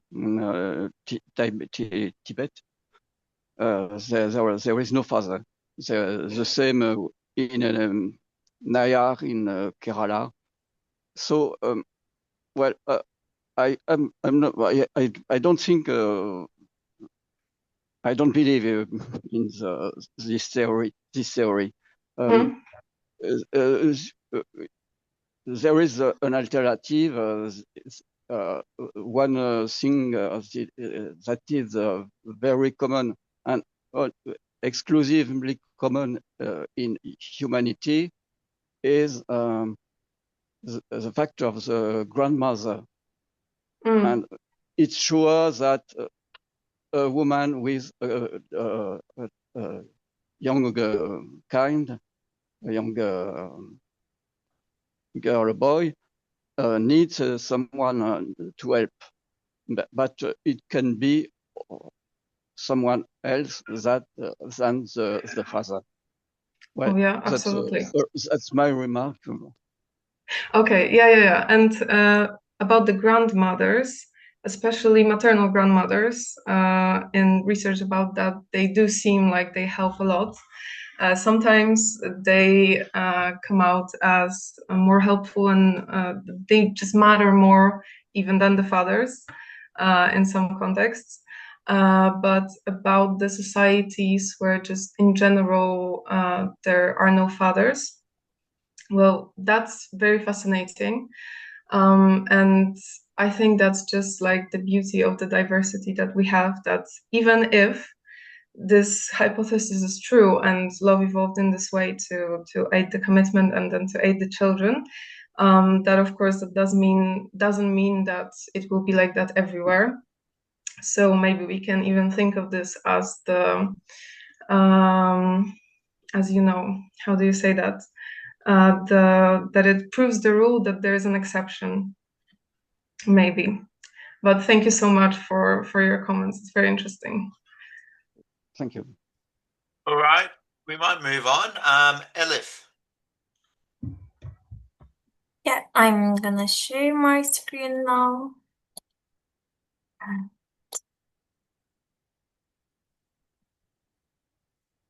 Is that the full screen? Yes, but not full screen.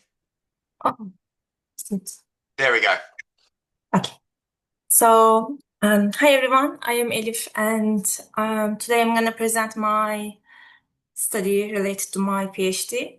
So it's actually my first study result. So the title is The Effect of the Ambivalent Sexism on Making Sacrifice in Romantic Relationships. So this study was conducted by me and my two supervisors, Erika Epper and Ifa Hopkins-Dahl. And so first I would like to start with the definition of the sacrifice.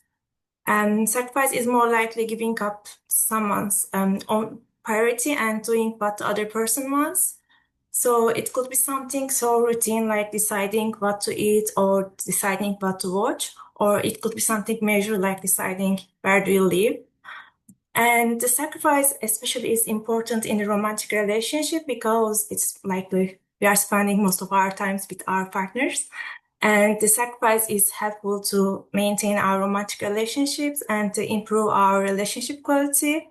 And when the people doing the sacrifice, they can feel good or they can prevent feeling guilty. So that's why the sacrifice is important. But even with the sacrifice, like when you are doing the sacrifice, it has positive effects. There is some factors that could affect the impact of the sacrifice. The first one is the willingness of the sacrifice. So in the willingness, if the people want to like long-term romantic relationships, they are showing more willingness to making sacrifice. And when they are showing the higher willingness to make the sacrifice, their relationship satisfaction is getting increased and they are feeling more stable in their romantic relationships. And another factor that could impact the effect of the sacrifice is the motivation. It's basically the reason behind the making sacrifice. So there is two types of the motivation. The first one is the approach motivation. In this one, the people is more likely focusing on the positive results of the sacrifice, like making my partner happy or increasing our relationship quality or making like much more intimacy in between me and my partner.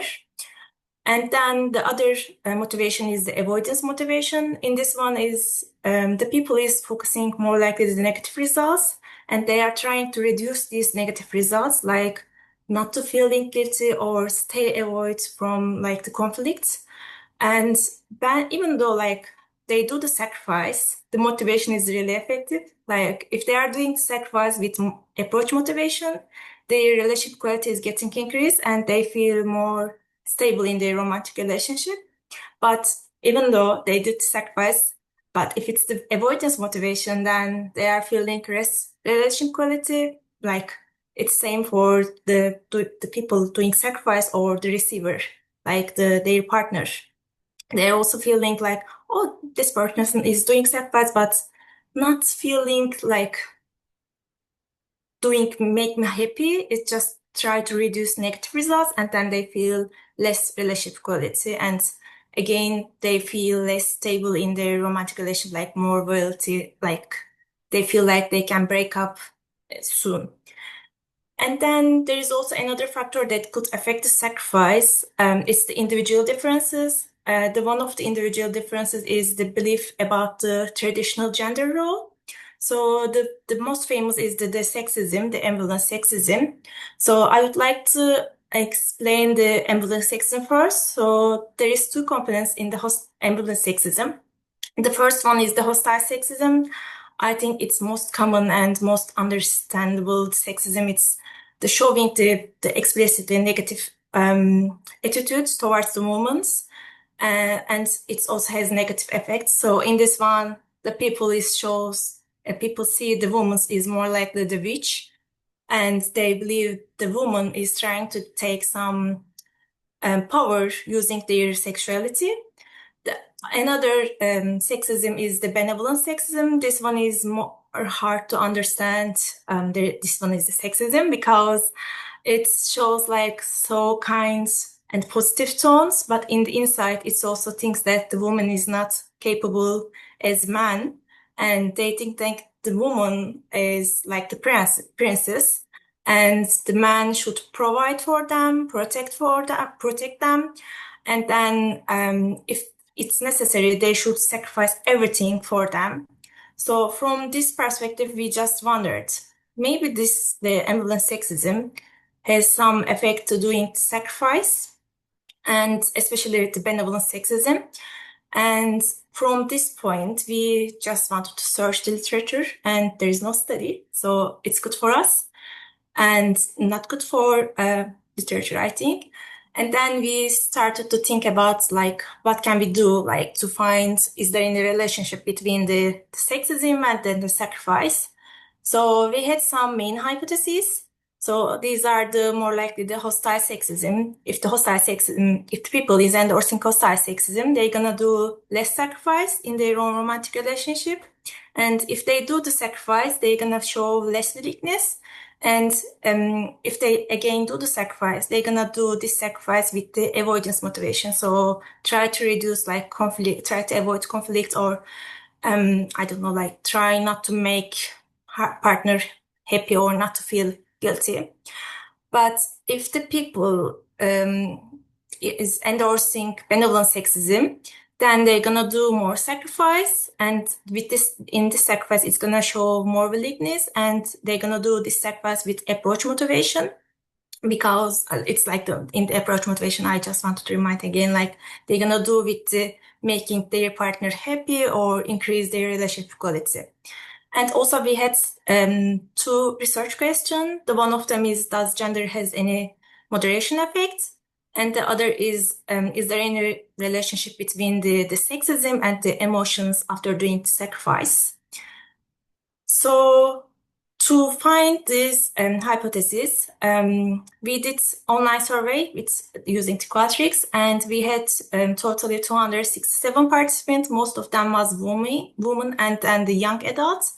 And the inclusion criteria is basically being minimum 18 years old, and then being in at least a committed romantic relationship minimum 6 months, because we assume if they are gonna like continue their romantic relationship, they're gonna do more sacrifice. And we asked them to think about their romantic relationship last 1 month, and then fill out this frequency sacrifice in romantic relationship questionnaire. I'm gonna show in a second. And then for each item, we ask like their willingness and the motivation, and then the emotional reaction after doing the sacrifice. And then as a final, we also measured their ambivalent sexism using the ambivalent sexism inventory.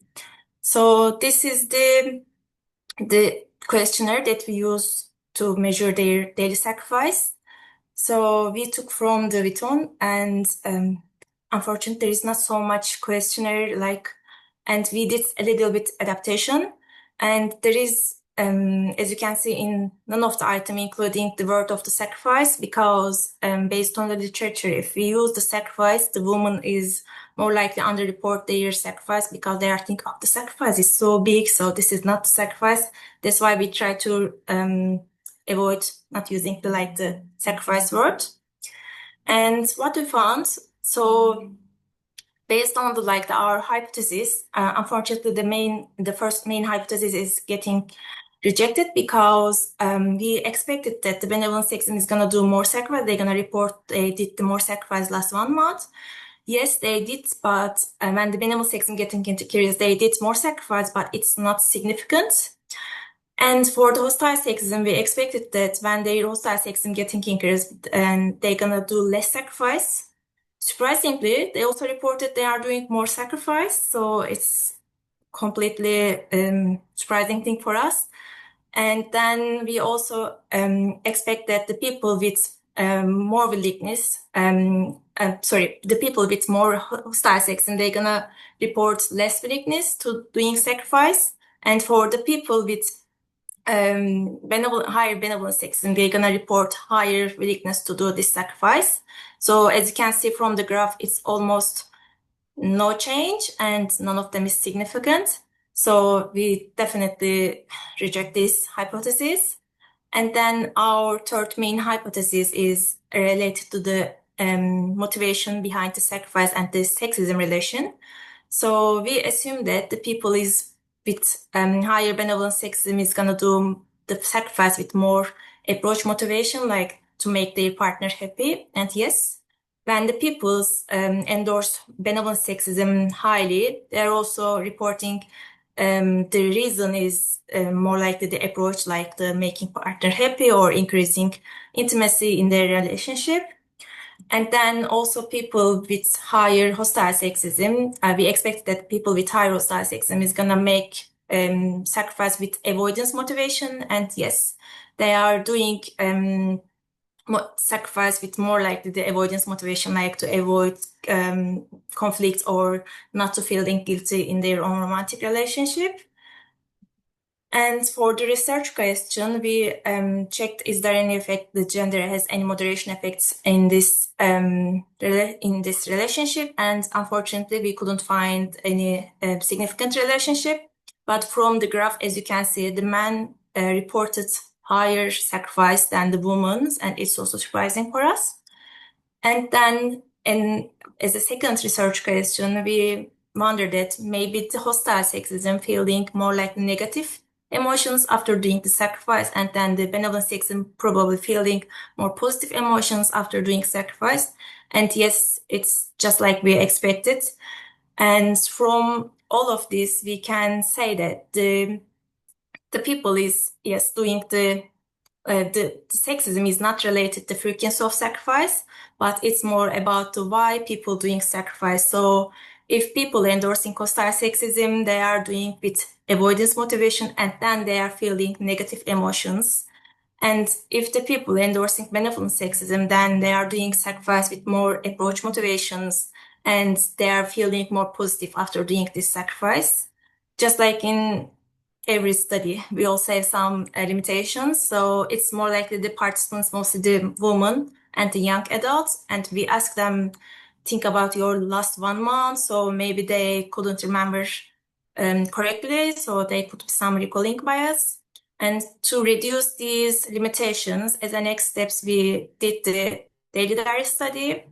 And I'm not going to show now because it's still like continue the analyze rate, analyze process. So we try to do like more like a thinking about for each day, and then also we try to recruit more equal gender from each participants, because as I say, most of them is women, like the 190 is women and the other small sample is the man. So yeah, this is my study, and I want to thank you for you. And if you have any question, I can take now, or if you are feeling shy and not asking now, you can reach me using this. Yeah. Thank you, Elif. Do we have any questions? Vadal's got a question. Yes. Well, I really enjoyed your presentation. I've just had not really a question, but more just I wonder, like in a non-heterosexual relationship, like how some of these factors may sway, or like have you thought about maybe it might be harder to measure, like these types of sacrifices or sexisms in a non-heterosexual relationship?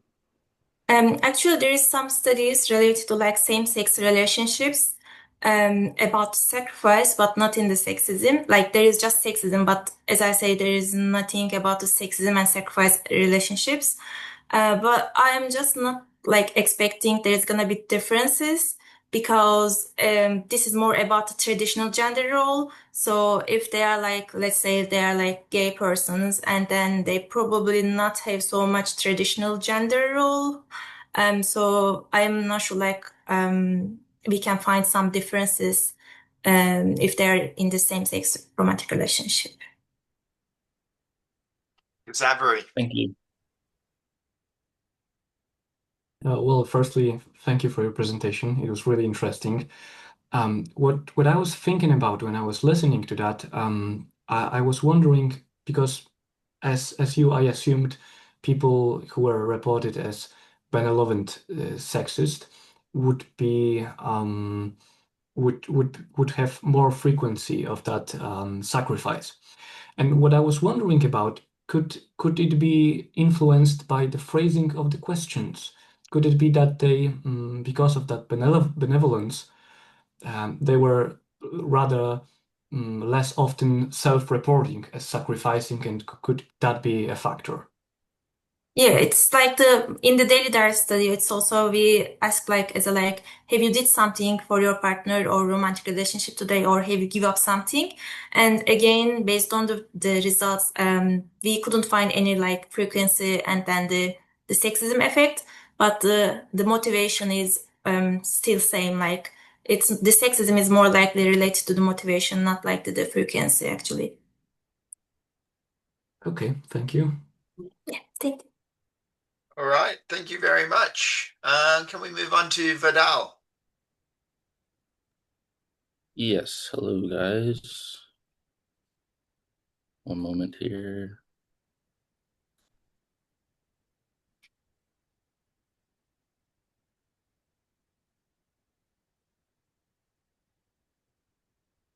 Okay. And everybody can see? We got it. Okay.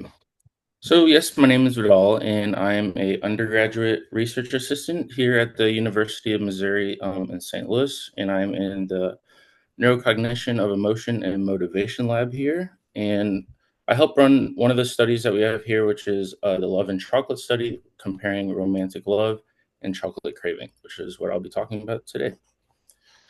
So, as a lot of us know, romantic love and chocolate seem to have a link. Chocolate is a very popular romantic gift, especially on holidays like Valentine's Day. And ironically and inversely, eating chocolate is also a common way to cope with heartbreak. And in a Golem and Berg 2021 study, eating chocolate also is shown to even have the possibility to satisfy the need for sex. So, a few things we know about love and chocolate. So, people who are in love have a greater attention for their beloved than other people. People who crave chocolate have an attentional bias for chocolate versus other palatable foods. So, we have two main research questions in this study. Do people who are both in love and are chocolate cravers experience different cravings, pleasantness, and/or arousal for their beloved in chocolate?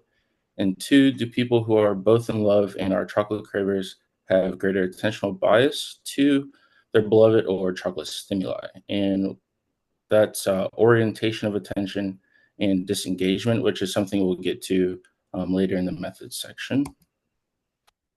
First, we'll talk about participants. So far we have 10 adult participants, 6 women, 2 men, and 2 non-binary, ranging from 19 to 49 years old. Some of the qualifications are normal to corrected normal vision.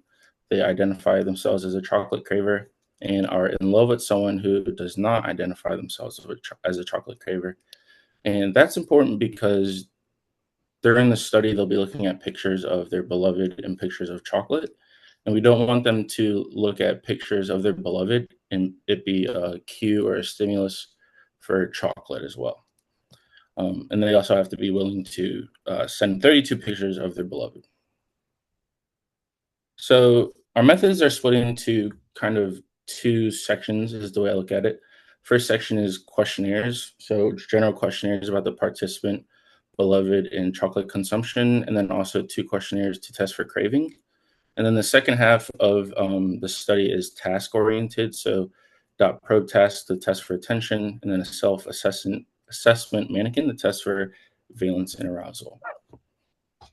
So starting with the questionnaire section, we actually use a modified version of the questionnaire on smoking urges, and we modified it to fit the context of the beloved in the context of chocolate. So the first image up top, you'll see like the original QSU. So like I have a desire for a cigarette right now is the original question, and we just modified it to I have a desire for my beloved or chocolate, and it keeps going.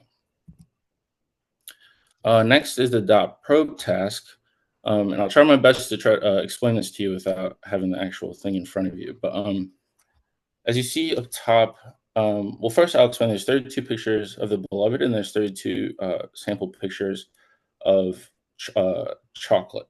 And what the participant is in a room by themselves with a computer screen in front of them. What they see first is a blank screen with a white fixation cross in the middle. And then that's on the screen for 1,000 milliseconds, which is 1 second. And then the next screen, they'll see the fixation cross, which they're told to fixate on. And on the left or right-hand side of the cross, they'll either see 2 pictures of chocolate, 2 pictures of their beloved, or 1 of each. And then the next screen, they'll see a white dot that will replace one of the pictures. And they are told to press with their left or right hand on the keypad where they see the dot. So if it's on the left, they use their left hand to press. And then if it's on the right, they use their right hand to press. And that's one trial. And this goes on for a total of 128 times. And we only include data we only include responses that were accurate. So if it was over a second or if they hit right but it was on the left, we excluded those. But participants were pretty accurate. Self-assessment mannequin. I think Magda earlier talked about this in her study as well. So during this portion of the study, participants look at a picture of their beloved or a picture of chocolate, not two at the same time. And they're asked to give a valence and arousal rating, 1 to 9 for 1 pleasant, 9 being unpleasant for valence, and 1 for calm, 9 being excited for arousal. And some characteristics so far. So participants have been in love for an average of 79.4 months, which is a little over 6 years. 9 participants were in a relationship with their beloved, 1 married, 5 cohabitating but not married, 3 not married and not cohabitating, and the average relationship duration was 68.3 months. And the average chocolate liking was 6.5 on a 1 to 7 scale, and on average, they consumed chocolate 19 times per month.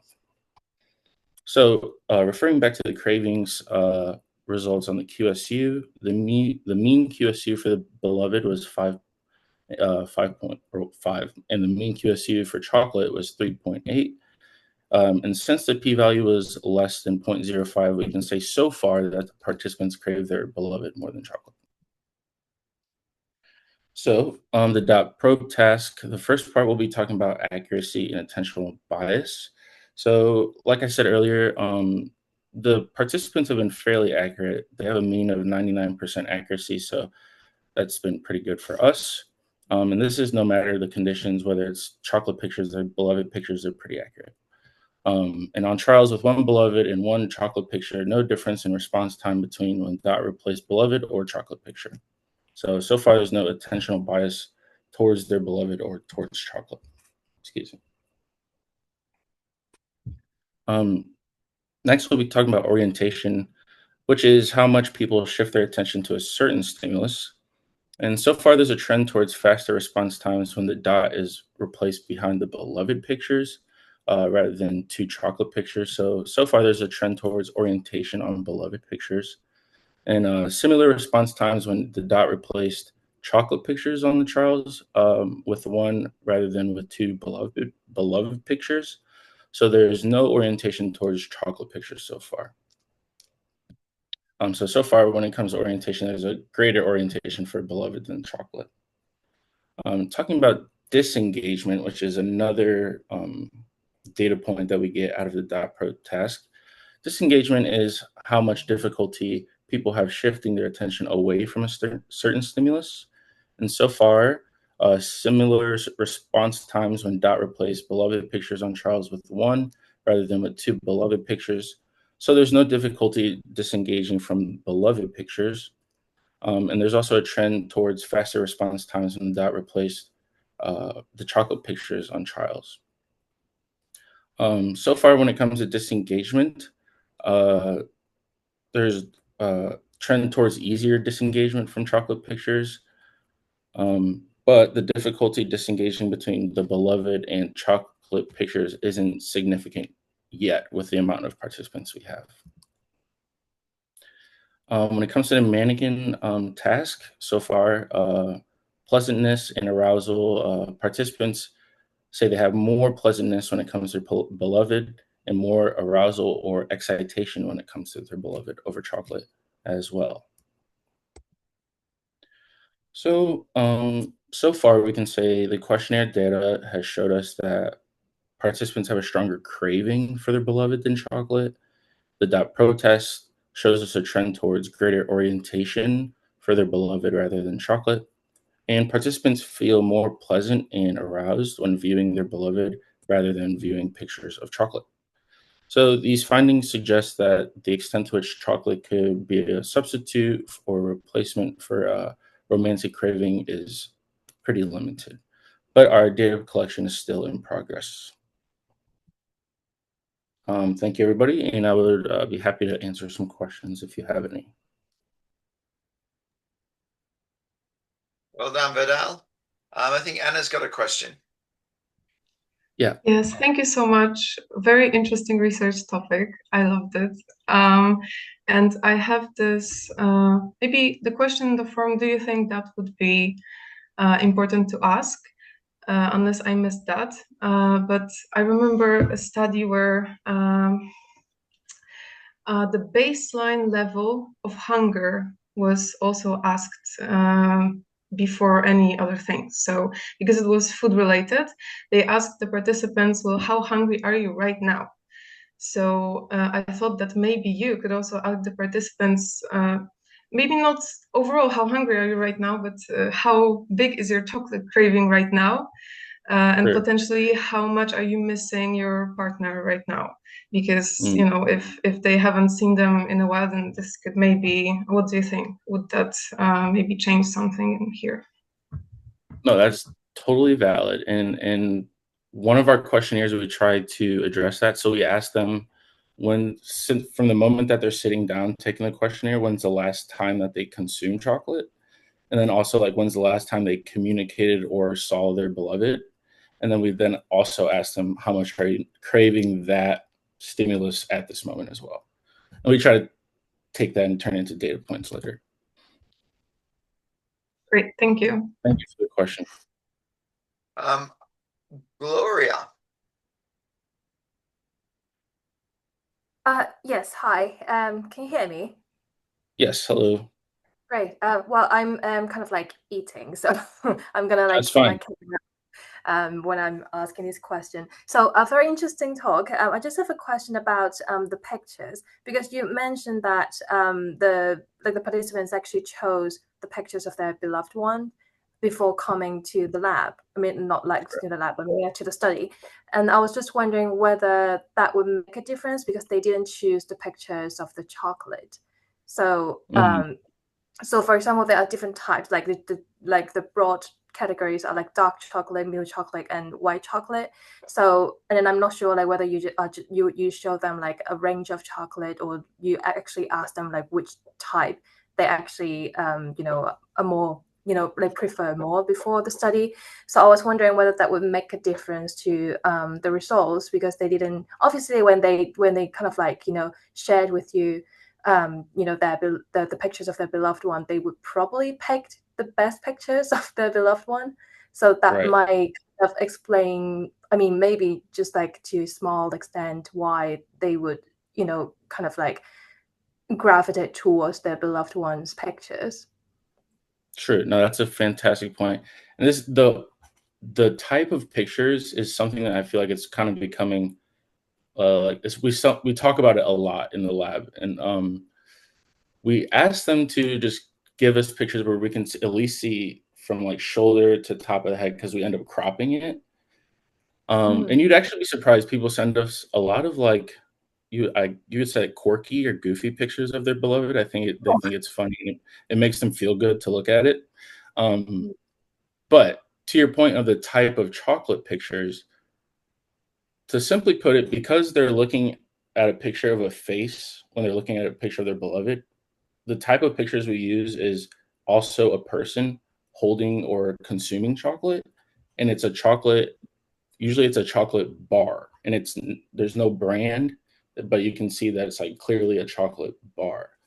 Now, it is something I think about personally a lot, because, like you said, people have different type of chocolate cravings. So, like, someone could love chocolate cake and chocolate baked goods, but not necessarily gravitate towards chocolate bars. And then also something I think about is when you do look at someone consuming chocolate, you might look at a picture of your beloved, but the other picture, our chocolate picture, does show a new face. And a new face in general could be a different type of stimuli that might gravitate you towards that direction. So it's something we do try to think about a lot. But since we have a beloved picture with a face in it, we just simply put it that the chocolate picture has somebody consuming chocolate. And that's how we kind of justified that decision. Oh, I see. Okay. Well, I mean, it's there's like no perfect manipulation. So I guess there's one way to kind of like control that is a face, like across pictures. But now you've clarified it. I was also wondering like whether the fact that there's actually like a new face in the chocolate picture would kind of like distract people's attention from the chocolate itself. Mhm. But that would be something that you could address in the future, I guess. Yeah, I've only had one participant mention something after the study was done, and it was kind of funny. They said that they thought one of the models holding the chocolate was rather attractive, and I thought that was interesting since they're looking at pictures of their beloved as well.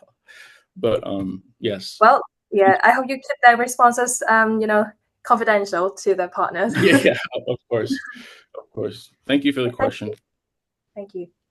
All right, thanks, Vadal. And now we've got the last presentation, Alexandra.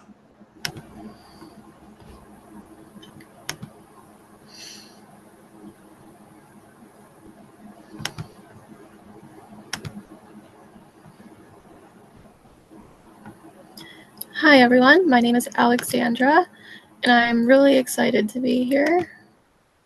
And I will be talking about... In a moment. Is my screen visible? It's loading at the moment. There we go. It's good. Perfect. Okay. I will be talking about self-expansion as a buffer against friend disapproval in same-gender interracial relationships. So it is very common for those individuals in interracial relationships to feel misunderstood by society or even their peers. This could look like not understanding why someone would want to date outside of their race, or also not sympathizing with the unique stressors that come with interracial dating. For reference, I have included a quote from an anonymous Reddit user. They shared their experiences about their interracial relationship, and specifically they stated that their friends could not understand why they wanted to date outside of their race, or specifically a Black man. I have also included a picture of a famous interracial couple. It is Ryan Gosling and Eva Mendes. As I previously stated, many interracial couples will experience unique stressors that can impact their relationship. This could look like experiencing discrimination or prejudice. But when it comes to the specific experience of friend disapproval, it can diminish overall relationship quality and even satisfaction and commitment.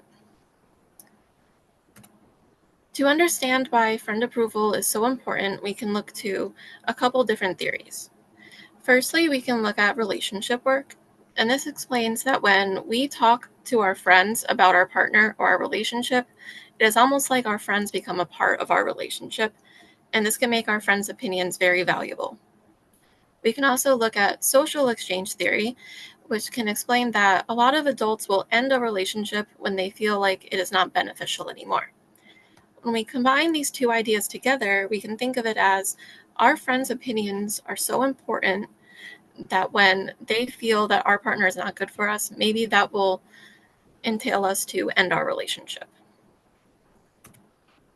To minimize the effects of low friend approval, we look to self-expansion theory. We can think of self-expansion theory as an individual's desire to expand their sense of self or to grow their identity.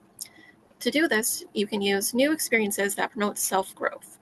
A lot of times this includes other people in the experience, usually a romantic partner, but it certainly does not have to be a romantic partner.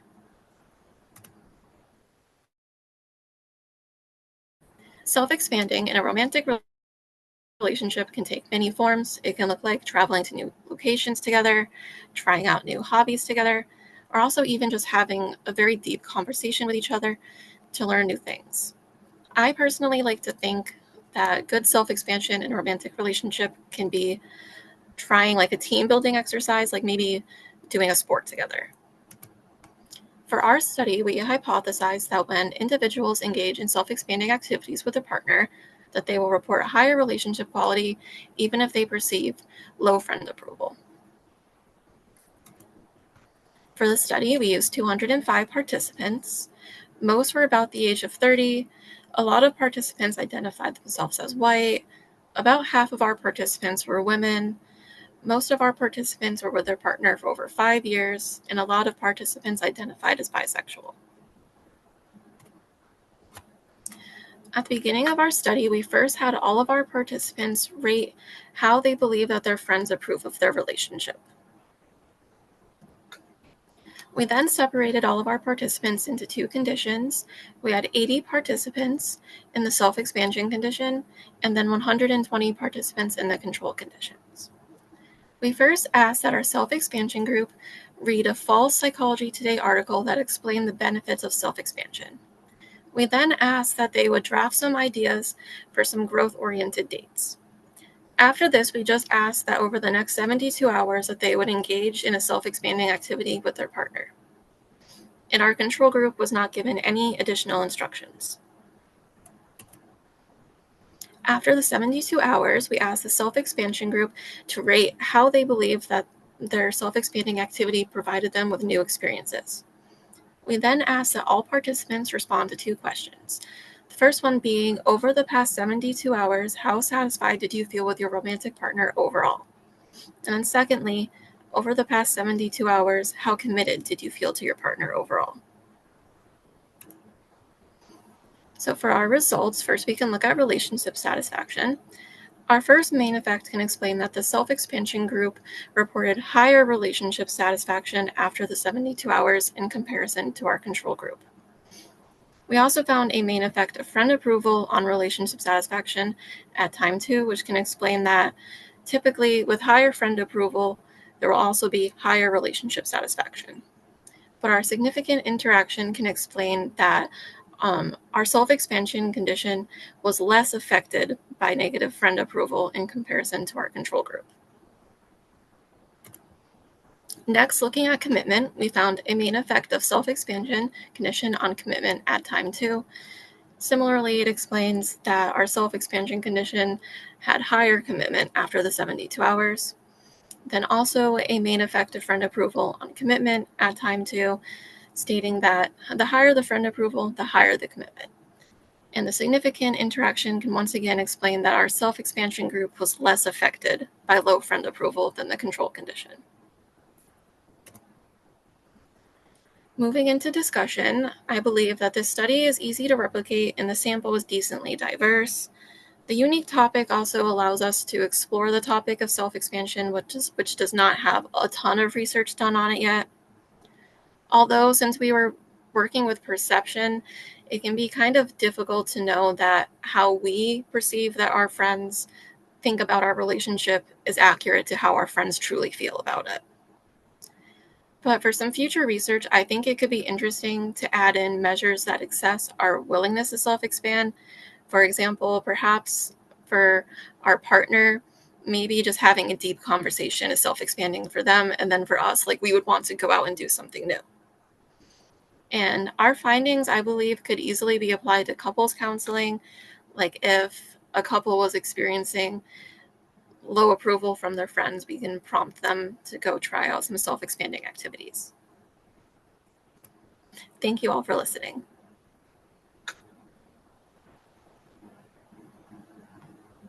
Well done, Alexandra. Do we have any questions? I've just got one question. You said the majority of your sample were bisexual. I know younger generations or younger age groups identifying as bisexual is more common than in older groups. Why did you have so many bisexual participants, and would that influence the findings at all? I believe it was kind of just getting a background on all of the participants. I feel like in our sample there could have been any sexual orientation, and I'm not entirely sure if being bisexual would affect our results, but it's definitely possible. And just the way you prompted self-expansion by explaining self-expansion in one of the conditions, where did you get that definition or example from? The definition of self-expansion? Yep. I believe I got that from past research. I can double check on that.